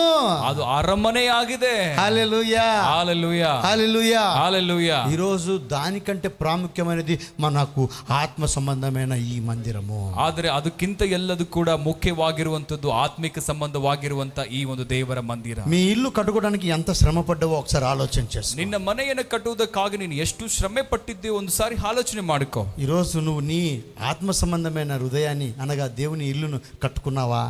ನೀವು ಆತ್ಮ ಸಂಬಂಧವಾಗಿರುವಂತ ದೇವರ ಒಂದು ಮಂದಿರ, ಅದು ನಿನ್ನ ದೇಹ. ఈరోజు మన హృదయం దేవునికి ఒక గుడిగా, ఒక ఆలయంగా ఉన్నదా? ಇವತ್ತು ದೇವರ ಮಂದಿರ ಎಂಬುದಾಗಿ ನಮ್ಮ ದೇಹವು ಅದು ದೇವರಿಗೆ ಆಲಯವಾಗಿದೆಯಾ? ఈ యొక్క మందిరం కట్టుకోవడానికి ఎన్ని రోజులు కావాలి చెప్పు? ఈ ಒಂದು ಮಂದಿರವನ್ನು ಕಟ್ಟುವುದಕ್ಕಾಗಿ ಎಷ್ಟು ఈ యొక్క దేవుని ఆలయం, ఈ హృదయమును దేవుని ఆలయంగా చేసుకోవడానికి ఎన్ని సంవత్సరాలు కావాలి? ಈ ಒಂದು ಮಂದಿರ ದೇಹವನ್ನು ದೇವರ ಮಂದಿರವಾಗಿ ಮಾಡಿಕೊಳ್ಳುವುದಕ್ಕಾಗಿ ಎಷ್ಟು ಸಮಯಗಳು ಬೇಕು? ఎంతగా చెప్పగలరా? ఎంత సమయం కావాలా? ಎಷ್ಟು ಸಮಯ ಬೇಕು? ఎంత కావాలా చెప్పండి. ఎవరైనా చెప్పండి, ఎంత సమయం కావాలా? అమ్మా, నీకెంత కావాలని అడిగితే ఎంత అని చెప్తారు? ఫిలిప్పీలకు రాసిన పత్రిక, ఫిలిప్పీదವರಿಗೆ ಬರೆದ ಪತ್ರಿಕೆ, దానికి జవాబు లేఖన భాగంలోనే మనం చూద్దాం. ಅದಕ್ಕೆ ಉತ್ತರ ಪರಿಶುದ್ಧವಾದ ಗ್ರಂಥದಿಂದನೇ ನಾವು ನೋಡೋಣ. ಫಿಲಿಪ್ಪದವರಿಗೆ ಬರೆದ ಪತ್ರಿಕೆ మొదటి అధ్యాయం, ಮೊದಲನೇ ಅಧ್ಯಾಯ 3వ వచనం 6వ వచనం ఎందుకట రెండు కలిసి ఉన్నవి కాబట్టి అక్కడ నుండి చదువుదాం. మొదటి దినము నుండి ఇది వరకు అన్న సంగతి నుండి చదువుదాం. మొదటి దినం నుండి ఇది వరకు సువార్త విషయంలో, మొదటి దినము నుండి ఇది వరకు సువార్త విషయంలో మీరు నాతో పాలువారై చూచి, కొద్దిగా స్లోగా చదువుతారండి. మీరు నాతో పాలువారై ఉండుట చూచి, మీలో బాగా వినండి దయచేసి, మీలో ఈ సత్క్రియ ఆరంభించిన వాడు యేసుక్రీస్తు దినము వరకు, బాగా వినండి, యేసుక్రీస్తు దినము వరకు, యేసుక్రీస్తు దినం వరకు దానిని కొనసాగించునని రూఢిగా నమ్ముచున్నాను. హల్లెలూయా. ఆ మాట కన్నడలో చదువుదామా? ನಾನು ನಿಮಗೋಸ್ಕರ ದೇವರನ್ನು ಬೇಡಿಕೊಳ್ಳುವ ಎಲ್ಲಾ ಸಮಯಗಳಲ್ಲಿಯೂ ಸಂತೋಷದಿಂದಲೇ ಬೇಡುವವನಾಗಿದ್ದೇನೆ. ನಾನು ನಿಮ್ಮನ್ನು ನೆನೆಸಿಕೊಳ್ಳುವಾಗೆಲ್ಲ ನೀವು ಮೊದಲಿನಿಂದ ಇಂದಿನವರೆಗೂ ಸುವಾರ್ಥ ಪ್ರಚಾರದಲ್ಲಿ ಸಹಕಾರಿಗಳಾಗಿದ್ದೀರೆಂದು ನನ್ನ ದೇವರಿಗೆ ಕೃತಜ್ಞತಾ ಸ್ತುತಿ ಮಾಡುತ್ತೇನೆ. ఈ సత్క్రియ ఆరంభించిన వాడు యేసుక్రీస్తు దినం వరకు దానిని కొనసాగించునని ಈ ಒಳ್ಳೆ ಕೆಲಸವನ್ನು ನಿಮ್ಮಲ್ಲಿ ಪ್ರಾರಂಭಿಸಿದಾತನು ಅದನ್ನು ನಡೆಸಿಕೊಂಡು ಯೇಸುಕ್ರಿಸ್ತನು ಬರುವ ದಿನಗಳಿಗಾಗಿ ಸಿದ್ಧಿಗೆ ತರುವನೆಂದು ನನಗೆ ಭರವಸೆ ಉಂಟು. ఈ దేహమనే ఈ ఆలయమును కట్టుకోవడానికి ఎప్పుడు దాకా కట్టుకోవాలంటే అండి, ಈ ಒಂದು ದೇಹವನ್ನ ದೇವರ ಆಲಯವಾಗಿ ಕಟ್ಟುವುದಕ್ಕಾಗಿ ಎಲ್ಲಿವರೆಗೂ ಕೂಡ ಕಟ್ಟಬೇಕಂತೆ? ఏ దినం వరకు? ಯಾವ ದಿನದವರೆಗೂ? ఏ దినం వరకు? యేసు క్రీస్తుನ ಬರವಣ. బాప్తిజం తీసుకున్నాక అయిపోయింది, ఇక నేను దేవుని నమ్ముకున్నాక అయిపోయింది అని చెప్పేది కాదు. ನಾನು ದೀಕ್ಷಾಸ್ನಾನ ತೆಗೆದುಕೊಂಡು ಬಿಟ್ಟಿದ್ದೇನೆ, ದೇವರು ನಂಬ್ಕೊಂಡು ಬಿಟ್ಟಿದ್ದೇನೆ ಅಂತ ಹೇಳಿ ಹೇಳಿದ್ರೆ ಸಾಕಾಗುವುದಿಲ್ಲ. మనము ఈ దేహం అనే దేవాలయమును యేసుక్రీస్తు ప్రభువారి రాకడ దినం వరకు కట్టుతూనే ఉండాలి. ಯೇಸು ಕ್ರಿಸ್ತನ ಎರಡನೇ ಬರುವಣವರೆಗೂ ಕೂಡ ನಮ್ಮ ದೇಹವನ್ನು ಆತನಿಗೆ ಮಂದಿರವಾಗಿ ಕಟ್ಟುತ್ತಾನೆ ಇರಬೇಕು. ప్రేమైన దేవుని బిడ్డలారా, ಪ್ರೀತಿಯ ದೇವರ ಮಕ್ಕಳೇ, సొలొమోను మహారాజు ఎన్ని వైడూర్యమైన వస్తువులను రిసోర్సెస్ను ఉపయోగం చేసుకొని ఎంతో మందిని ఉపయోగం చేసుకొని ఆ యొక్క టెంపుల్ని కట్టాడు. ಎಷ್ಟೋ ಮಂದಿಗಳನ್ನು ಉಪಯೋಗ ಮಾಡಿಕೊಂಡು 7 ವರ್ಷಗಳವರೆಗೂ ದೇವರ ಮಂದಿರವನ್ನ ಅಮೂಲ್ಯವಾಗಿರುವಂತ ವಸ್ತುಗಳಿಂದ ಕಟ್ಟುವುದಕ್ಕಾಗಿ ಪ್ರಯತ್ನ ಪಟ್ಟನು. బాధకరమైన సంగతి ఏమిటంటే, ಆದರೆ ದುಃಖ ಉಂಟು ಮಾಡುವಂತ ಸಂಗತಿ ಏನಂತಂದ್ರೆ, ఎండ్ ఆఫ్ హిస్ లైఫ్ ಆತನ ಕೊನೆ ದಿನದಲ್ಲಿ దేవుని యొక్క తన హృదయం దేవుని యొక్క ఆలయంగా కట్టుకోలేకపోయాడు. ಆದ್ರೆ ತನ್ನ ಹೃದಯವನ್ನ ದೇಹವನ್ನ ದೇವರಿಗೆ ಆಲಯವಾಗಿ ಕಟ್ಟುವುದಕ್ಕೆ ಆಗ್ಲಿಲ್ಲ. ఆ మాటలు చదువుతా ఉంటే ఆ విషయాలు ఆ వ్యక్తి గురించి చాలా బాధ అవుతుంది. ಆದ್ರೆ ಆ ವ್ಯಕ್ತಿ ಕುರಿತಾಗಿ ಈ ಮಾತುಗಳು ಬಹಳ ನಮಗೆ ದುಃಖವನ್ನು ಪಡಿಸುವಂತದ್ದಾಗಿದೆ. ఆ మాట ఒకసారి చదువుకుందాం. ఎక్కడ ఉంది ఆ మాట? చూడండి, సొలొమోను ఎండింగ్ డేస్ ఎలా ఉన్నాయో అనేది. Thank you Jesus. అమ్మా, 1 Kings 11లో ఒకసారి గమనిస్తారండి. Thank you lord. 11వ అధ్యాయము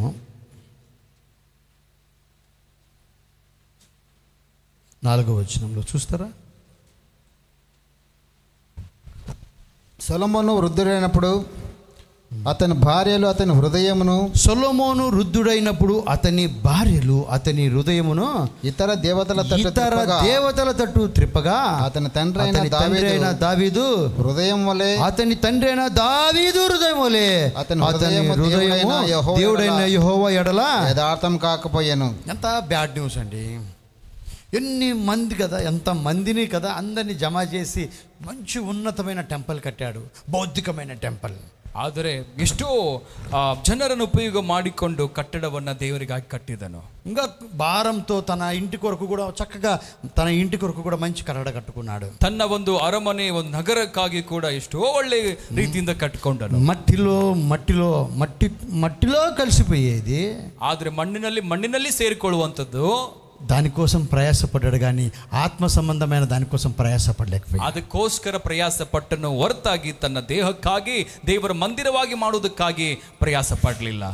నీ దేహము దేవుని ఆలయముగా ఉంటే, ನಿನ್ನ ದೇಹವು ದೇವರ ಆಲಯವಾಗಿದ್ದರೆ అది ఎంత సంతోషంగా ఉంటుందండి. ಅದು ಎಷ್ಟೋ ಸಂತೋಷವಾಗಿರುತ್ತೆ. తన ఎండ్ ఆఫ్ ద డేస్ లో మనం చూస్తున్నాము, తన తండ్రి యొక్క హృదయం లాగా తన హృదయము లేదు. ಆದ್ರೆ ಕೊನೆ ದಿನಗಳಲ್ಲಿ ನೋಡ್ತಾ ಇದ್ದೇವೆ, ತನ್ನ ತಂದೆಯ ಹೃದಯ ಇದ್ದ ಹಾಗೆ ಅವನ ಹೃದಯ ಇಲ್ಲದೆ ಹೋಯಿತು. ఈ లోకానుసారమైన వాటి కొరకు ఎంతో సమయాన్ని వెచ్చించాడు, ఎంతో శ్రమ పడ్డాడు, ఎంతో డబ్బు ఖర్చు పెట్టాడు. కానీ ಈ ಲೋಕಕ್ಕೆ ಸಂಬಂಧಪಟ್ಟಿರುವುದಕ್ಕಾಗಿ ಎಷ್ಟೋ ಸಮಯವನ್ನ, ಹಣವನ್ನ ಆತನು ವೆಚ್ಚ ಮಾಡಿದನು. తనకు మంచి పేరు రావాలని ఎంతో ప్రయాసపడ్డాడు. కానీ ತನಗೆ ಒಳ್ಳೆ ಹೆಸರು ಬರಬೇಕೆಂಬುದಾಗಿ ಅದಕ್ಕಾಗಿ ಪ್ರಯಾಸ ಪಟ್ಟನು. ఎండ్ ఆఫ్ హిస్ లైఫ్ లో ಆದ್ರೆ ಕೊನೆಯ ದಿನಗಳಲ್ಲಿ తన హృదయము దేవునికి ఇష్టం లేని హృదయంగా మిగిలిపోయింది. ಆದರೆ ತನ್ನ ಹೃದಯ ದೇವರಿಗೆ ಇಷ್ಟವಿಲ್ಲದೆ ಹೋಗ್ಬಿಡ್ತು. అంతే దినాలలో తాను ప్రాయచిత్తము నొంది తాను ఏదైతే అనుభవించాడో ఆ అనుభవాలన్నీ ఈ సామెత రూపంలో అనేక సంగతులు మనకు తెలియజేశాడు. ಆದರೆ ತನ್ನ ಅಂತ್ಯದ ದಿನಗಳಲ್ಲಿ ತಾನು ಏನೇನು ಅನುಭವವನ್ನ ಪಟ್ಟಿದ್ದನ್ನು ಅದನ್ನೆಲ್ಲವನ್ನ ಜ್ಞಾನೋಕ್ತಿಯಲ್ಲಿ ನಾವು ನೋಡ್ತಾ ಇದ್ದೇವೆ. అనేక విషయాలు ఈ యొక్క ప్రసంగి గ్రంథంలో వ్యక్తపరిచాడు. ಅನೇಕ ವಿಷಯಗಳನ್ನ ಪ್ರಸಂಗಿ, నేను చేసిన తప్పుడు మీరు కూడా చేయకండి, ನಾನು ಮಾಡಿರುವಂತ ತಪ್ಪನ್ನ ನೀವು ಮಾಡಬೇಡಿ, నేను వెళ్ళిన మార్గంలో మీరు కూడా వెళ్ళకండి, ನಾನು ಹೋಗಿರುವಂತ ಮಾರ್ಗದಲ್ಲಿ ನೀವು ಹೋಗಬೇಡ್ರಿ ಅಂತ ಹೇಳ್ತಾ ఇದ್ದಾನೆ. ఎండ్ ఆఫ్ ద డే ముసలితనంలో తాను చెప్తున్న ఒక మాటను మీకు జ్ఞాపకం చేసి వచ్చేవారు మనం కంటిన్యూ చేసుకుందాం. ತನ್ನ ವೃದ್ಧಾಪ್ಯದ ಕೊನೆಯ ಒಂದು ಗಳಿಗೆಯಲ್ಲಿ ಹೇಳ್ತಾ ಇರುವಂತ ಮಾತನ್ನ ನಾವು ನೋಡ್ತಾ ಇದ್ದೇವೆ. ప్రసంగి గ్రంథము 12వ అధ్యాయంలో, ಪ್ರಸಂಗಿ ಗ್ರಂಥ 12ನೇ ಅಧ್ಯಾಯ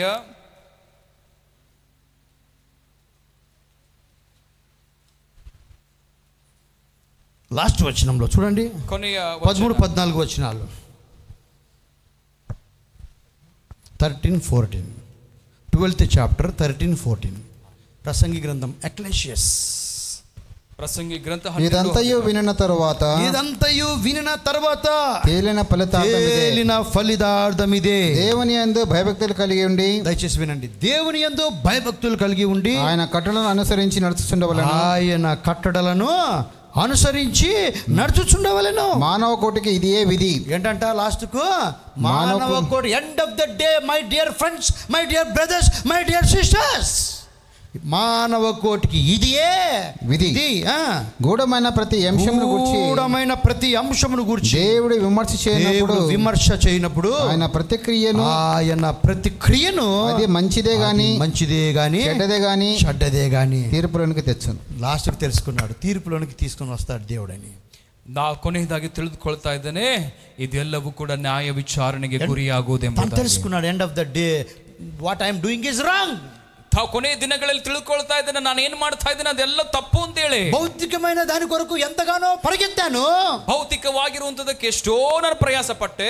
ಐ ಹ್ಯಾವ್ ಇನ್ವೆಸ್ಟೆಡ್ ಮೈ ಮನಿ, ನಾನು ನನ್ನ ಹಣವನ್ನ ಇದು ಹೂಡಿಕೆ ಮಾಡಿದೆ. I have invested my time, ನಾನು ನನ್ನ ಸಮಯವನ್ನು ಹೂಡಿಕೆ ಮಾಡಿದೆ. I have invested my energy, ನಾನು ನನ್ನ ಬಲವನ್ನು ಕೂಡ ನಾನು ಅದಕ್ಕಾಗಿ ನಾನು ಇಟ್ಟೆ. I have invested all of my life, ನನ್ನ ಜೀವಿತ ಕಾಲವೆಲ್ಲ ಅದಕ್ಕಾಗಿ ನಾನು ಸಮರ್ಪಣೆ ಮಾಡಿಬಿಟ್ಟೆ. I have not given my life to God. ಆದರೆ ನನ್ನ ಜೀವನವನ್ನೇ ನಾನು ದೇವರಿಗೆ ಕೊಡಲಿಲ್ಲ. I have enjoyed my life. ನಾನು ನನ್ನ ಜೀವನವನ್ನ ನಾನು ಅದನ್ನ తినుము తాగుము సుఖించుము అని నేను నా జీవితాన్ని అనుభవించాను. ನಾನು ನನ್ನ ಕುಡಿದುರಲ್ಲಿ ಜೀವನವನ್ನ ನಾನು ಅದರಲ್ಲೇ ನಾನು ಕಳೆದು ಬಿಟ್ಟೆ. ನನಗೆ నచ్చినట్లుగా జీవించాడు, ನನ್ನ ಇಷ್ಟ ಬಂದ ಹಾಗೆ ನಾನು ಕಳೆದು ಬಿಟ್ಟೆ. at the last days లో తాను తెలుసుకున్నాడు ప్రియమైనవారు. ಆದ್ರೆ ಕೊನೆಯ ದಿನಗಳಲ್ಲಿ ಆತನು ತಿಳಿದುಕೊಳ್ತಾ ಇದ್ದಾನೆ. ఈరోజు ఒక తీర్మానం చేసుకుందాం, ನಾವು ಕೂಡ ಒಂದು ತೀರ್ಮಾನವನ್ನ ಮಾಡಿಕೊಳ್ಳೋಣ. కొరింథీయులకు రాసిన మొదటి పత్రిక, కొరింథದವರಿಗೆ ಬರೆದ ಪತ್ರಿಕೆ 3వ అధ్యాయం 3ನೇ ಅಧ್ಯಾಯ 16వ వచనంలో మనం చూస్తే, కొరింథದವರಿಗೆ ಬರೆದ పత్రిಕೆ 3ನೇ అధ్యాయ, మీరు దేవుని ఆలయమై ఉన్నారనియు దేవుని ఆత్మ మీలో నివసించుచున్నాడని మీరు ఎరగరా. 3:16 1 Corinthians. ನೀವು ದೇವರ ಆಲಯವಾಗಿದ್ದೀರೆಂದು ದೇವರ ಆತ್ಮನು ನಿಮ್ಮಲ್ಲಿ ವಾಸ ಮಾಡುತ್ತಾನೆಂದು ನಿಮಗೆ ಗೊತ್ತಿಲ್ಲವೋ. ಗೊತ್ತಿಲ್ಲ, తెలుసా తెలీదా? ನಿಮಗೆ ಗೊತ್ತಿದೆಯಾ ಅಥವಾ ಗೊತ್ತಿಲ್ಲವಾ?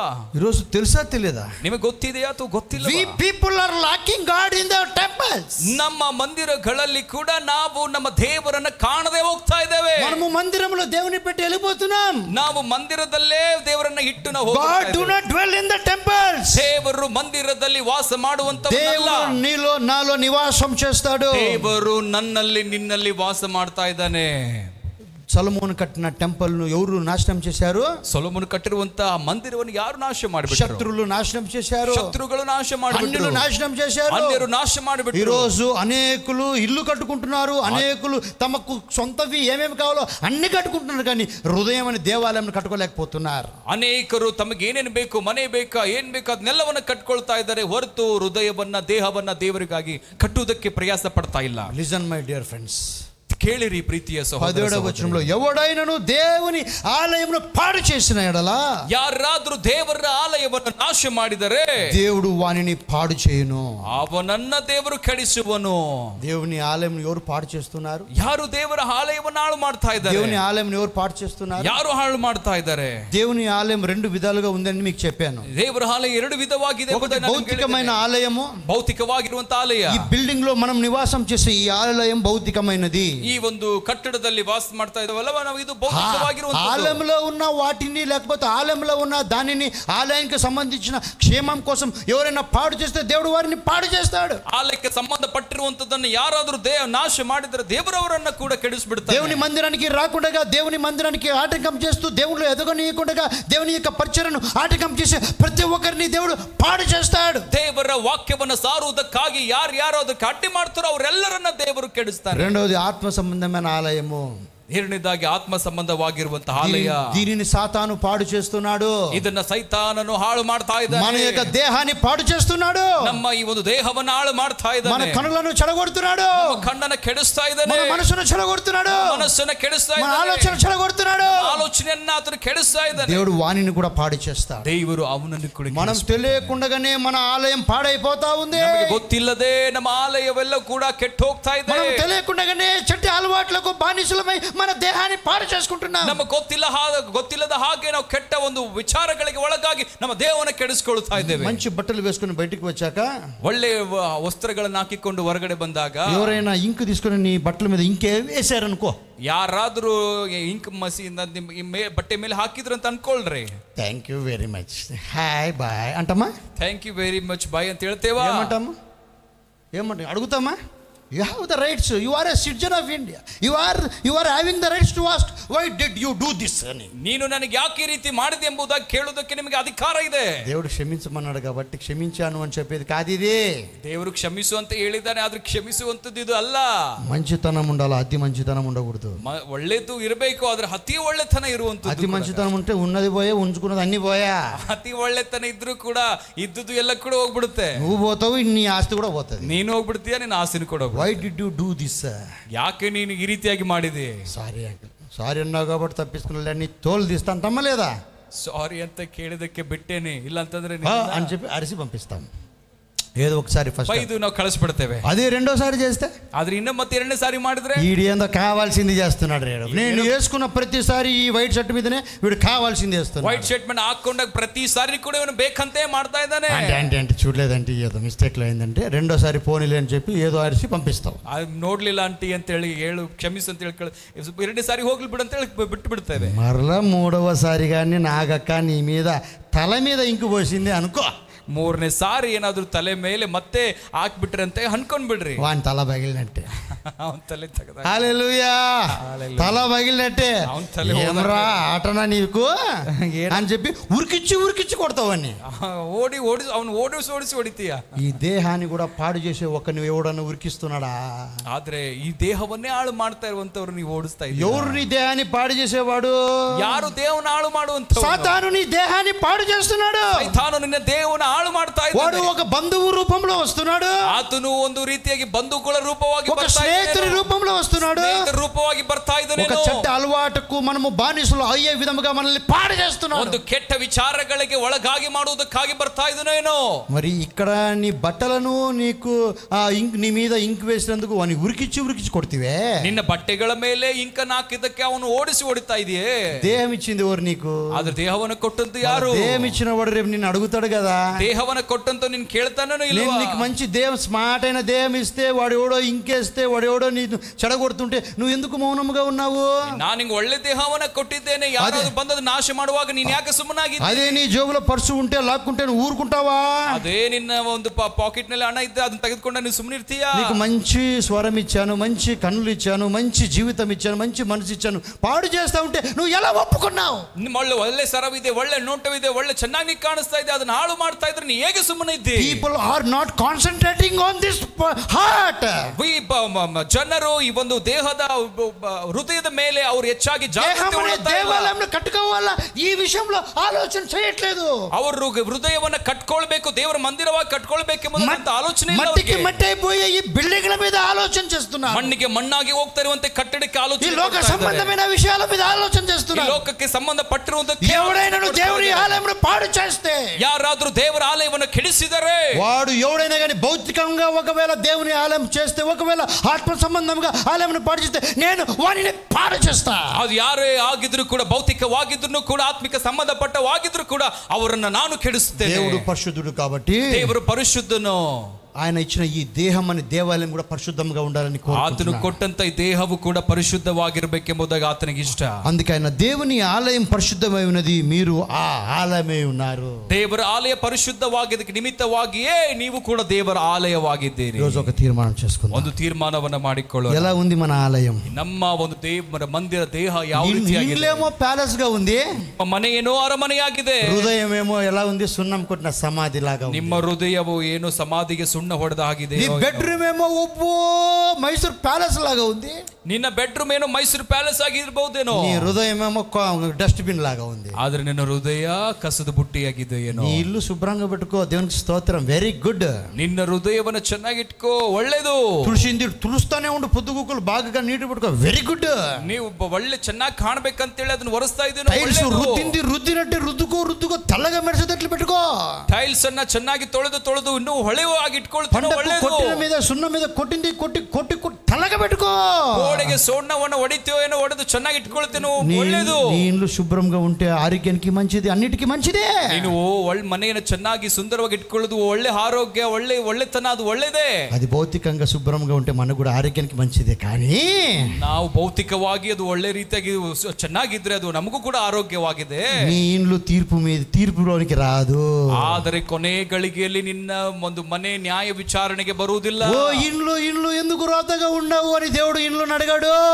ಈ ಮನೆ ಯಾಕೆ ನೀನು ಹೊಲಸಾಗಿದೆ ಎಂಬುದಾಗಿ ಮನೆಗೆ ದೇವರು ಕೇಳುವುದಿಲ್ಲ. దేవుడు నిన్ను అడుగుతాడు. ದೇವರು ನಿನ್ನನ್ನ ಕೇಳ್ತಾನೆ. నేను ఇచ్చిన కళ్ళు ఏం చేశావు? ನಾನು ಕೊಟ್ಟಂತ ಕಣ್ಣನ್ನ ನಿಂದನೆ ಏನ್ నేను ಮಾಡಿದೆ? ఇచ్చిన ముక్కు ఏం చేశావు? ನಾನು ಕೊಟ್ಟಂತ ಬಾಯಿಯಿಂದ ನೀನು ಏನ್ ಮಾಡಿದೆ? నేను ఇచ్చిన ముక్కు ఏం చేశావు? ನಾನು ಕೊಟ್ಟಂತ ನಿಮ್ಮ ಮೂಗನ್ನ ನೀನು ಏನ್ ಮಾಡಿದೆ? మూడు బొక్కలు పెట్టి కమ్మలు పెట్టుకున్నా అని చెప్తావా? ಮೂರು ಮೂಗುನತ್ತನ ಇಟ್ಕೊಂಡು నేను ఇచ్చిన నోరు ఏం చేసావు? ನಾನು ಕೊಟ್ಟಂತ ಬಾಯಿಯಿಂದ నేను ఇచ్చిన చేతులు ఏం చేసావు? ನಾನು ಕೊಟ್ಟಂತ ಕೈ, నేను ఇచ్చిన కాలు ఏం చేసావు? ನಾನು ಕೊಟ್ಟಂತ ಕಾಲನ್ನು నేను ఇచ్చిన దేహమును ఏం చేసావు? ನಾನು ಕೊಟ್ಟಂತ ದೇಹವನ್ನ ನೀನೇನ್ ಮಾಡಿದೀಯಾ? సాతానికి అమ్మి వేసిన. ಸೈತಾನ್ ಕಣ್ಣು ಹಾಕ್ಬಿಟ್ಟೆನು. ఒక పూట కూటి కొరకు వానికి ఇచ్చేసా. ಅವನಿಗೆ ಕೊಟ್ಟು ಬಿಟ್ಟೇನು. భ్రష్టుడు అని పిలువబడతారు అమ్మి వేసిన వాణిని. ತನ್ನನ್ನು ತಾನು ಮಾರಿಬಿಟ್ಟಂತವ್ರು ಭ್ರಷ್ಟರೆಂಬುದಾಗಿ ಅನಿಸ್ಕೊಳ್ತಿರೋ. లాస్ట్ గా వచనం చదువుకొని ముగించుకుందాం. కొరింథీయులకు రాసిన మొదటి పత్రిక 6వ అధ్యాయము 20th verse 20ನೇ ವಚನ. ಮೊದಲೇ ಕೊರಿಂಥದವರಿಗೆ ಬರೆದ ಪತ್ರಿಕೆ 6ನೇ ಅಧ್ಯಾಯ 20ನೇ ವಚನ. అందరు ఈ మాట నాతో పాటు బిగ్గరగా కేకలు వేసి చెప్పండి. నన్నొట్టిಗೆ ನೀವೆಲ್ಲರೂ ಕೂಡ ಸ್ವರವನ್ನು ಎತ್ತಿ ಹೇಳಿ. గట్టిగా. ఈరోజు మీ మీ హృదయం టెంపుల్ను కట్టుకుంటారో లేకపోతే మీ ఇండ్లను మరొకసారి కట్టుకుంటారో చూడండి. 6:20 మీరు స్వరం లేదు, ఫెయిల్ అవుతుంది మీ టెంపుల్. మీరు మీ సొత్తు కారు. ఇటువైపు వాయిస్ రావట్లేదు, ఏమి కట్టుకోవడానికి ఇష్టం లేదు. మీరు మీ సొత్తు కారు, విలువ పెట్టి కొనబడిన వారు గనుక మీ దేహముతో దేవుణ్ణి మహిమపరచండి. హల్లెలూయా, బోలో యేసు మహారాజ్ కి. అందరం లేచి పడుకుందాం. ಎಲ್ಲರೂ ಎದ್ದು ನಿಂತು. You are not of your own. ನೀವು ನಿಮ್ಮ ಸ್ವಂತಕ್ಕೆ ಸ್ವತ್ತದವರು ನೀವಲ್ಲ. నిన్ను ఎవరో ఒకరు కొన్నారు. ನಿಮ್ಮನ್ನು ಯಾರೋ ನಿಮ್ಮನ್ನ ಕ್ರಯಕ್ಕೆ ಕೊಳ್ಳಲ್ಪಟ್ಟವರು. ఎందుకంటే నువ్వు అమ్మివేయబడ్డావు. ನೀನು ಮಾರಲ್ಪಟ್ಟಿದೀಯಾ. సాతానికి అమ్మివేయబడ్డావు. సైతానునికి ನೀನು ಮಾರಲ್ಪಟ್ಟಿದೀಯా. పాపంతో, శాపంతో, రోగంతో, పాపానికి గురి అయిపోయావు. ಪಾಪಕ್ಕೆ, ಶಾಪಕ್ಕೆ, ರೋಗಕ್ಕೆ ಗುರಿಯಾಗಿದೀಯಾ. నీ దేహం అంతా రోగంతో నింపబడింది. ನಿನ್ನ ದೇಹವೆಲ್ಲವೂ ರೋಗದಿಂದ ತುಂಬಲ್ಪಟ್ಟಿದೆ. పాపంతో నింపబడిన రోగంతో నింపబడింది. ಪಾಪದಿಂದ ತುಂಬಲ್ಪಟ್ಟಿರುವಂತ ರೋಗಕ್ಕೆ ತುಂಬಲ್ಪಟ್ಟಿದೆ. ఓ నీ దేహం దేవునికి ఇస్తావా ఈరోజు? ನಿನ್ನ ದೇಹವನ್ನ ದೇವರಿಗೆ ಕೊಡುವುದಕ್ಕಾಗಿ ಇಷ್ಟ ಇದೆಯಾ? నీ హృదయం దేవునికి ఇస్తావా? ನಿನ್ನ ಹೃದಯವನ್ನ ದೇವರಿಗೆ ಕೊಡುವುದಕ್ಕಾಗಿ ಇಷ್ಟ ಇದೆಯಾ? ఎప్పుడైతే మన హృదయం దేవునికి ఇస్తామో మన దేహం అంతా దేవునికి ఇచ్చి వేసినట్టే. ನಾವು ಯಾವಾಗ ನಮ್ಮ ಹೃದಯವನ್ನ ದೇವರಿಗೆ ಕೊಟ್ಟಿರ್ತೇವೋ ಆಗ ನಮ್ಮ ದೇಹವೆಲ್ಲವೂ ಕೂಡ ಆತನಿಗೆ ಸಮರ್ಪಣೆ ಮಾಡಿದ ಹಾಗೆ. భౌతికంగా మనకి ఏముందో దాని ద్వారా మనం దేవుని మహిమపరచుట కంటే దేవుడిచ్చిన ఈ దేహంతో దేవుని మహిమపరచాలి. ಭೌತಿಕವಾಗಿ ಇರುವುದಲ್ಲ ಆಸ್ತಿಕ್ಕಿಂತ ನಾವೇನು ದೇವರಿಗೆ ಒಂದು ಸನ್ಮಾನ ಪಡಿಸ್ತಾ ಇದ್ದೇವೋ ಅದಕ್ಕಿಂತ ಹೆಚ್ಚಾಗಿ ನಮ್ಮ ಹೃದಯ ಪೂರ್ವಕವಾಗಿ ಆತನಿಗೆ ಸನ್ಮಾನ ಪಡಿಸುವುದು ಮುಖ್ಯವಾದದ್ದು. దేవుడు విలువ పెట్టుకున్నాడు నిన్ను. ದೇವರು ನಮ್ಮನ್ನ ಒಂದು ಕ್ರಯಕ್ಕೆ ಕೊಳ್ಳಲ್ಪಟ್ಟವನಾಗಿದ್ದಾನೆ. ಎಂತ కొన్నాడు మనల్ని? ಯಾವುದರಿಂದ?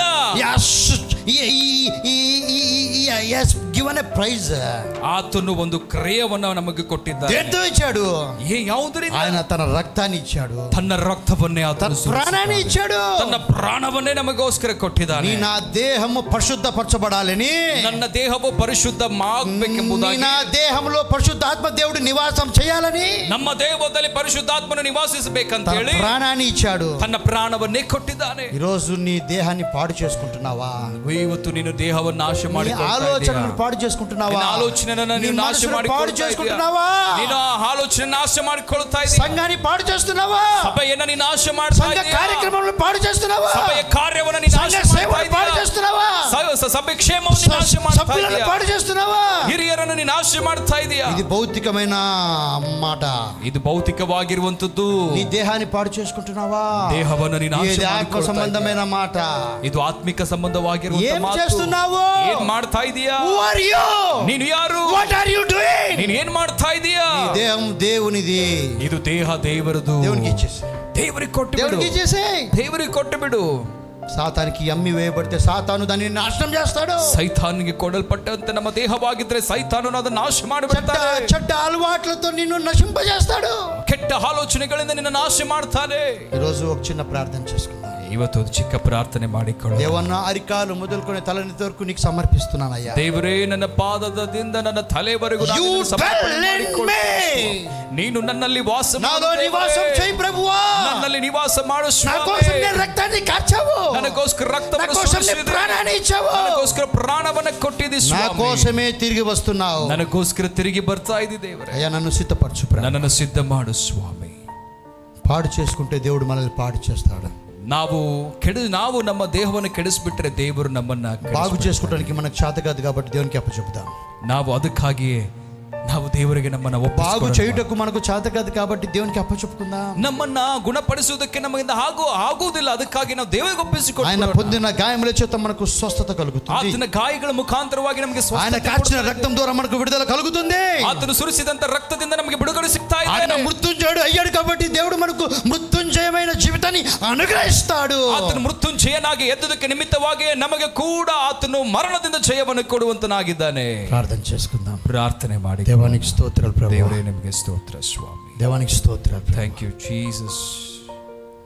ఈ సమయంలో నాయనా స్వామి, ఈ బిడ్డలతో మాట్లాడినందుకు స్తోత్ర. ఈ మಕ್ಕಳೊಟ್ಟಿಗೆ ನೀನು ಮಾತನಾಡಿದ್ದಕ್ಕಾಗಿ ಸ್ತೋತ್ರ. ఈ దేహం అనే దేవాలయమును మీరు కట్టండి ప్రభువా. ದೇವರೇ, ಈ ದೇಹ ಇದು ನಿನ್ನ ಆಲಯವಾಗಿ ಕಟ್ಟು ಸ್ವಾಮಿ. మీరు నివాసం చేయండి ప్రభు. ನೀನು ನಿವಾಸ ಮಾಡು ದೇವರೇ. భౌతికమైన ఈ చిన్న ఆలయంలో మేముంటే మీరు మాతో ఉంటారు.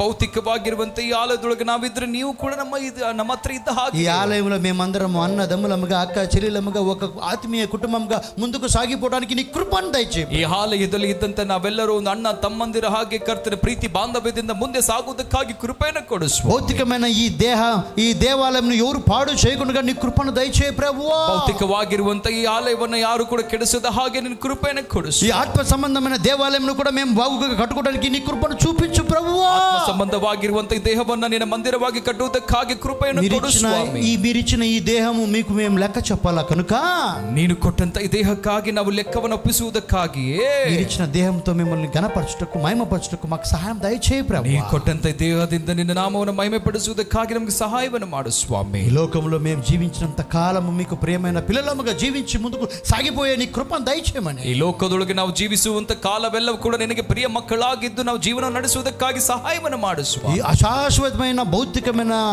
ఆలయాలతో కాకుండా ఈ ఆత్మ సంబంధమైన ఆలయమును కట్టి నిన్ను ఆరాధించటకు నీ కృపను దయచేయమని.